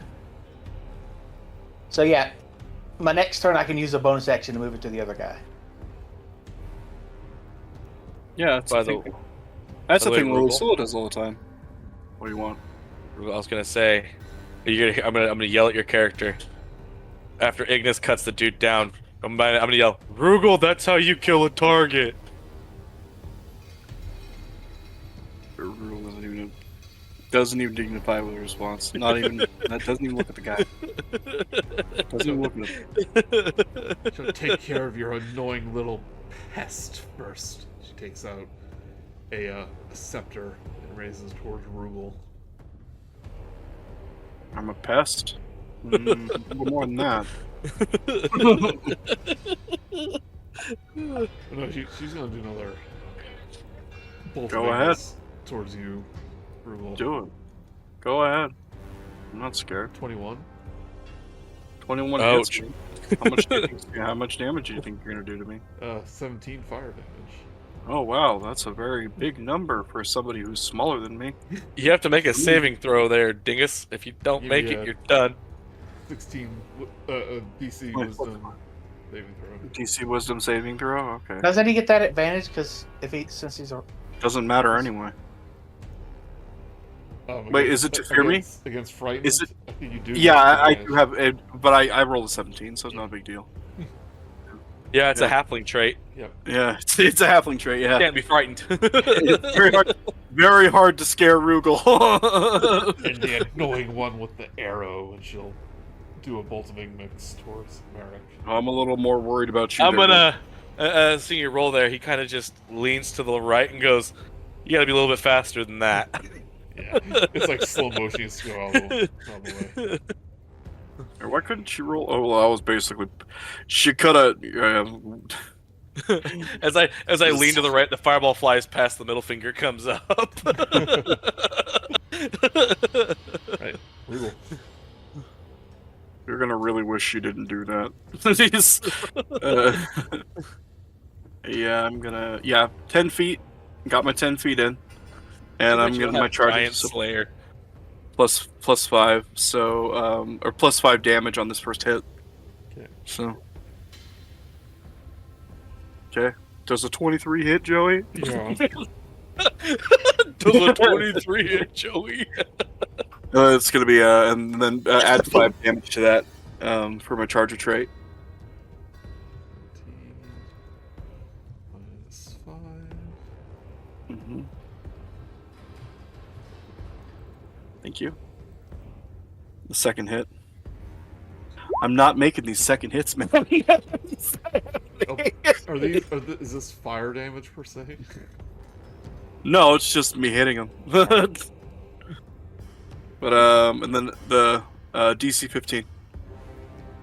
No, snake, because they're actually immune to fire damage. I don't do fire damage. I'm doing. It's more likely I'd be doing lightning damage, Joey. You know that. Yeah, I know. But DC 16. Rolls a 1. Oh well, she's taking the whole 7 damage, or he's taking the whole 7 damage of that. That's she. It's a she. Okay, cool. Yep. Well, she got rocked by lightning. Well, he got rocked by lightning. You're up, kid. I don't know how old you are. Like, you're just wearing that mask all the time. I'm gonna go back over here. Use the bonus action to hide. You're within line of sight. You have to be behind her. Ah! Am I good right there? If the movement works out, then yeah. Yeah, right Okay. there. Yep. Oh well. So That's what would you call that? behind her? Oh yeah, No. that's fine. Yeah, I call it Yeah. hiding. Yeah. Let me roll my stealth. Or my does a 14 count? Does not count. She easily sees you kind of like halfling run up to Ignis. Trying to run up the giant's leg. Yeah, Yeah, after she ran up and killed the giant, saying, "I see you, little flea." Although realistically, she is engaged with me, so you still get your sneak attack. I Yeah, think. you still get sneak attack, but you I don't do, get yeah. advantage. Okay, well, we're gonna do the sneak Oh, attack. okay. Here we go. I don't care that you see me. Shoots. 11. Does not hit. He just misses, and I'm like, come on, man. She's like right in front of you. Yeah. Merric. Damn, that's how she felt when she shot at me. That's pretty frustrating. He shot. My batting average is about 50% right now. I'm feeling a little frustrated about that. I'm gonna fly over behind. I'm gonna fly over here. Hold on. Let's see. Yeah, I'm gonna fly. You know what? I can't hide behind her. I'm gonna fly here. I mean, you can attempt to hide, but you don't get any advantage from it, like Yeah. rogues do. I mean, I guess. No, I'm not gonna hide. I'm just saying I can't get behind her and still do what I need to do. So I'm going to bonus action move the hex over to her.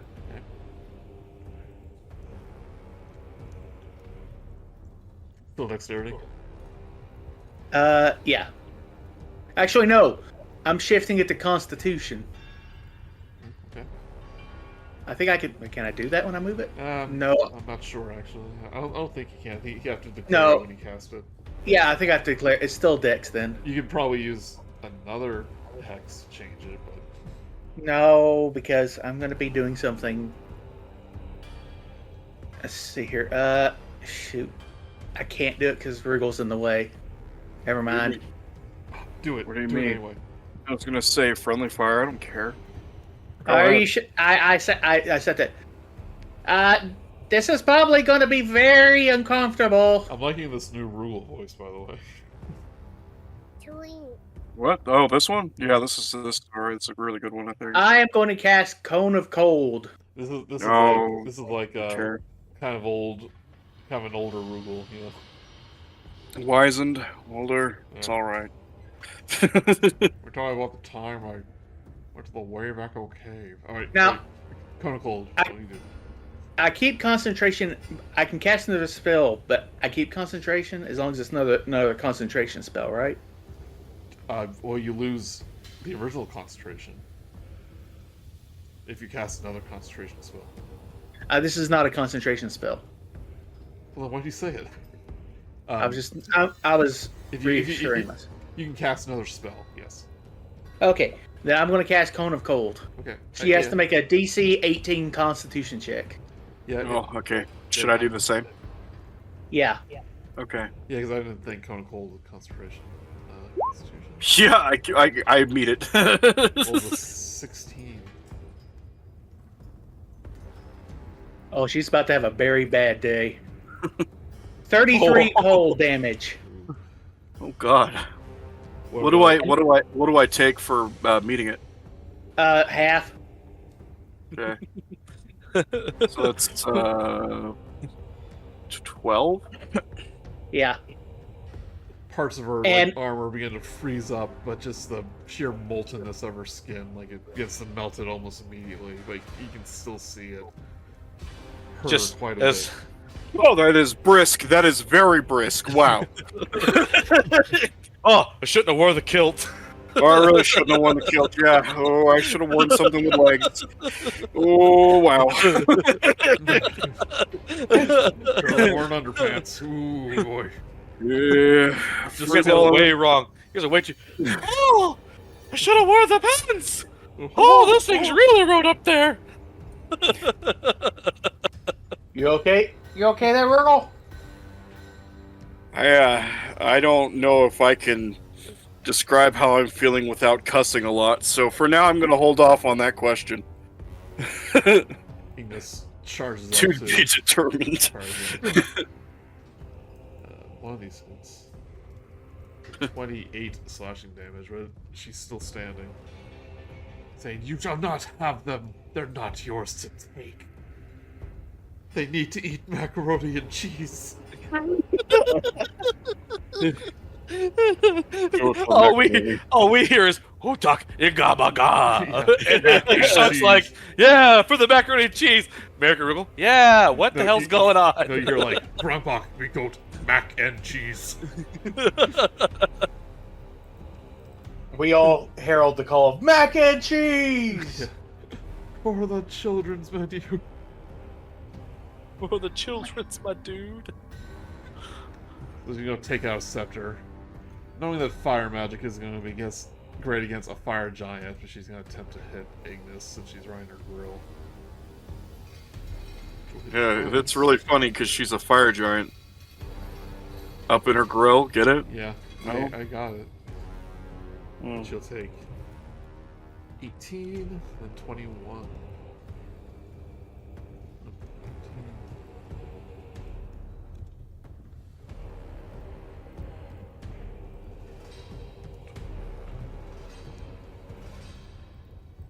Why is the thing changing? Oh yeah, I forgot to roll. Oh, by the way, I forgot to roll my d6 for the. Go ahead. 2 extra damage. You know what's great is Rugal's like getting ready to fight, and something really bright is now behind him, and it gets brighter after the second hit. Like, we got Rugal out here. He's like, I think I want to adopt a cat, and I'm gonna name it Golf Ball-Sized Hale. I'm pretty sure I have a concussion.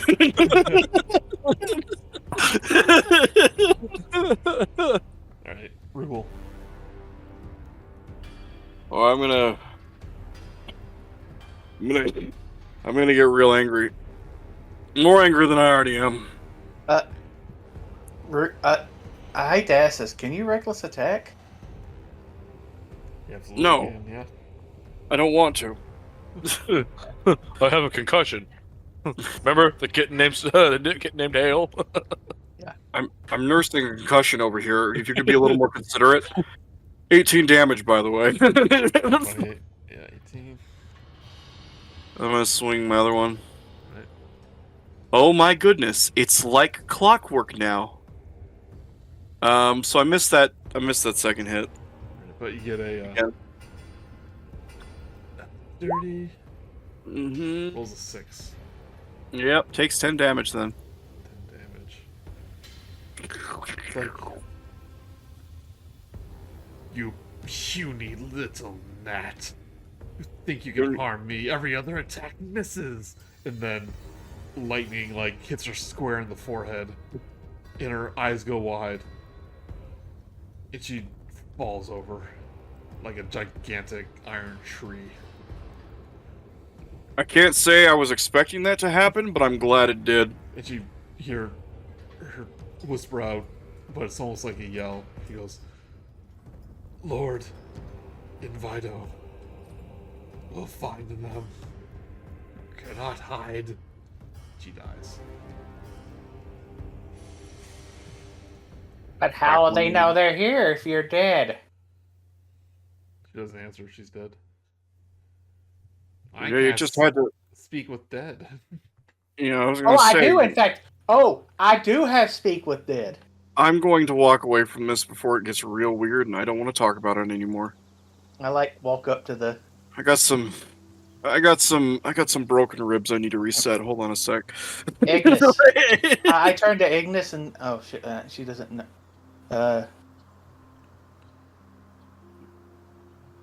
How do I mime speak with dead? I guess I do. I'd like move my mouth and then point to her and do like a dead face. Her eyes are kind of not paying attention to you. She's like hurrying back to the children at this point. Okay. She stops Starts going Do we this really need? You think you think this thing would know anything? way. Well, tell me, does it even work on giants? Because it is a giant, not a humanoid. You grant semblance of life. The corpse must still have a mouth and can't be undead. Yeah, It so- works on. Yeah, it works on anything that's a corpse that can talk and has a mouth. I'm going to ask you to do it just because I've never done Speak with Dead before. All right, we are doing Yeah. Speak with Dead. Like, I like this weird wispy breath comes out of my mouth and into hers, and her Oh. eyes light up. Oh, like her mouth too, like this magma is like just pouring out like blood at this point. But her instead of the glowing red eyes, it begins to glow like bluish green. Right, she does speak common. She does speak common, so read me the rules of Speak with Dead. The corpse only knows what it knows in life, including the language. Answers are usually brief, cryptic, or repetitive, and the corpse is under no compulsion to offer a truthful answer if you are hostile to it or it recognizes you as an enemy. This spell doesn't return the creature's soul to its body, only an animating spirit. Thus, the corpse cannot learn new information, doesn't comprehend anything that hasn't happened since it died, and can't speculate about future events. Right. It's like 5 questions, 4 questions. Let's see. Until the spell ends, you can. It only it lasts 10 minutes. So. Spell. Okay, great semblance of life. I thought there was a limit because all the jokes I've heard, there's a limit. Up to 5 questions. Okay. While this nonsense is happening, can I like forage the surrounding area for some healing herbs? Herbs I would recognize as medicinal. Yeah, you can definitely search around. You probably have a healing potion too. I do. I just don't want to use one. I want to use the fat of the land. Is that okay? Yep. Give me a nature check real quick. Okay. Oh god, okay, my nature check sucks. Oh, but it doesn't matter. I rolled an 18. Yeah. Fine, so since you look at since he's growing all these crops that seem to be magical in some way, Okay. you gain the benefits of a greater healing potion. Okay. I forget what that is, but it's just Yeah. 2d8 plus you get 15. Can I apply my medicine knowledge? Because I do have that. Say you get 15 health back. 15 health back. Okay, that's not so bad. There we go. Thank you very much. I mean, greater's probably more, but I don't have it in front of me. All right, so Thank you. this corpse has been dead for 5 seconds, gasped back to life, slack-jawed. What do you ask it? Who are you? I think it's introduced itself, but whatever. No, it never did, actually.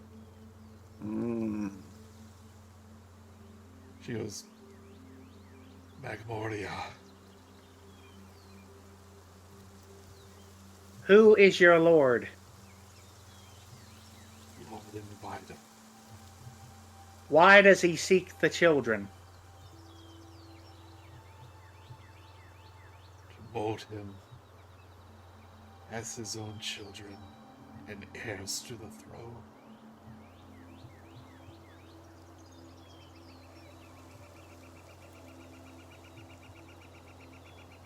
Does he have some way of tracking them?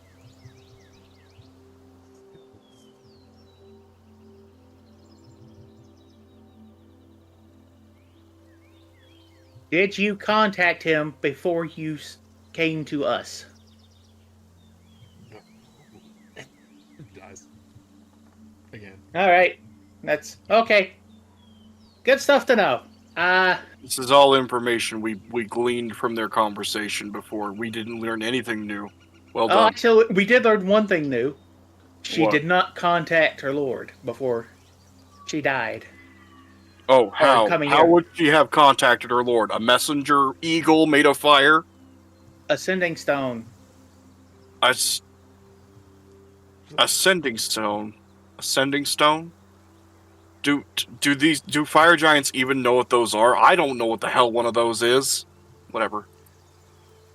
I mean, she also looked like she had a fair hand at magic. She might have known message. I don't know. But now we know that she didn't say anything. That actually tells us that. I think that's worse than if she had a contact with the master before, because now they know they've got a missing scouting party. Now Yeah. they know they've got missing people. Missing Yeah. people means more people to come. Yeah. Okay. Let's see here. I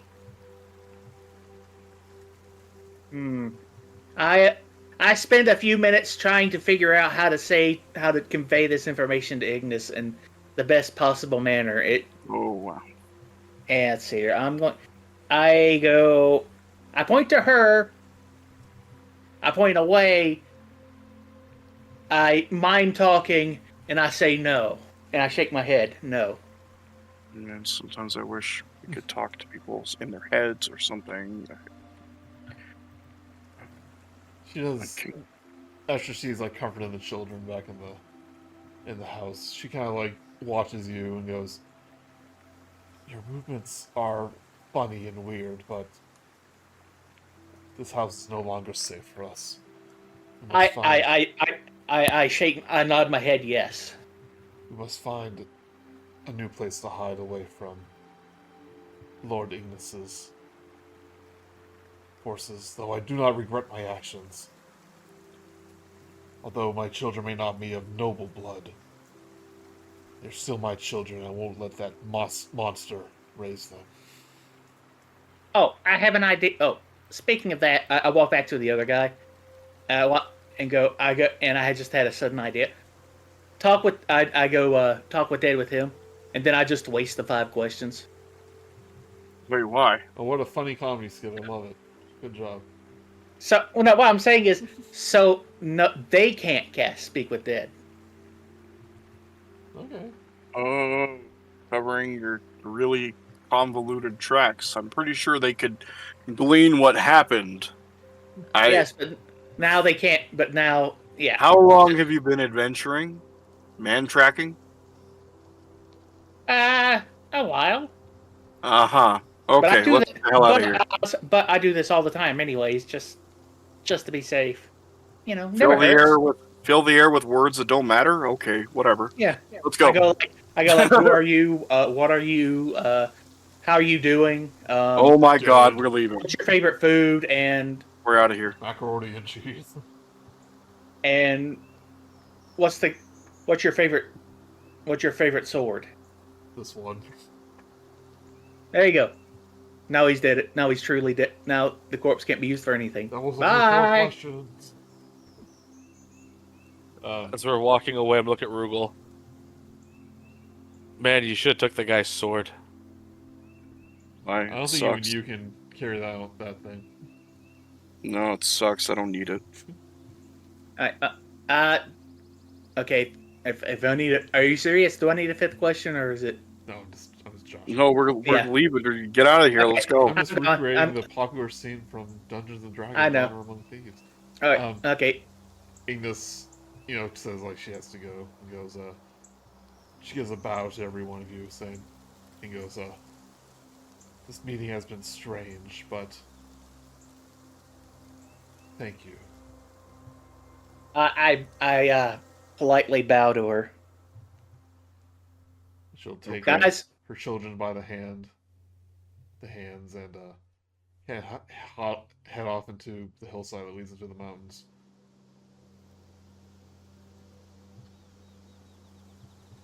And as you explore more around the homestead, you do see the 3 graves that you saw at first. 2 of them seem to be very old, but one seems very fresh. You can tell that this is where Author was buried. All right. I know the answer, but I'm gonna ask. Do we want to dig him up and ask him what his last wishes would be? It's bad luck to exhume the dead, especially a good man. Yeah, I figured he would. I figured, Eshok just kind of rambles, just kind of mumbles I all. also Yeah. found like a book of family history and like a journal about his close relatives. So you can probably contact them, let them know what happened. Right. But with your wheel of cheese, keg of milk, and pocket full of mustard seeds, you Let's get the hell on back to the base. head back to Daggerford to the River Shining Tavern. Hey, is anybody else super excited for this macaroni and cheese? People Heck literally yeah. died for it. Yeah, we did some straight up murder for it. I am hungry. Nobody murdered anything. We didn't murder anybody. Chef Kaja is like, Kaja is just like, what do you like telling the story about the fire giant? Yeah, I give him. I mentioned that we ran. Okay, yeah. Maybe not mention the fire giant. I mentioned that we ran into somebody there, that was hiding there, and that Arthur was hiding them and died protecting them, without any mention of what was there. So the same story, but just not the fact that they're a fire giant queen. Yeah.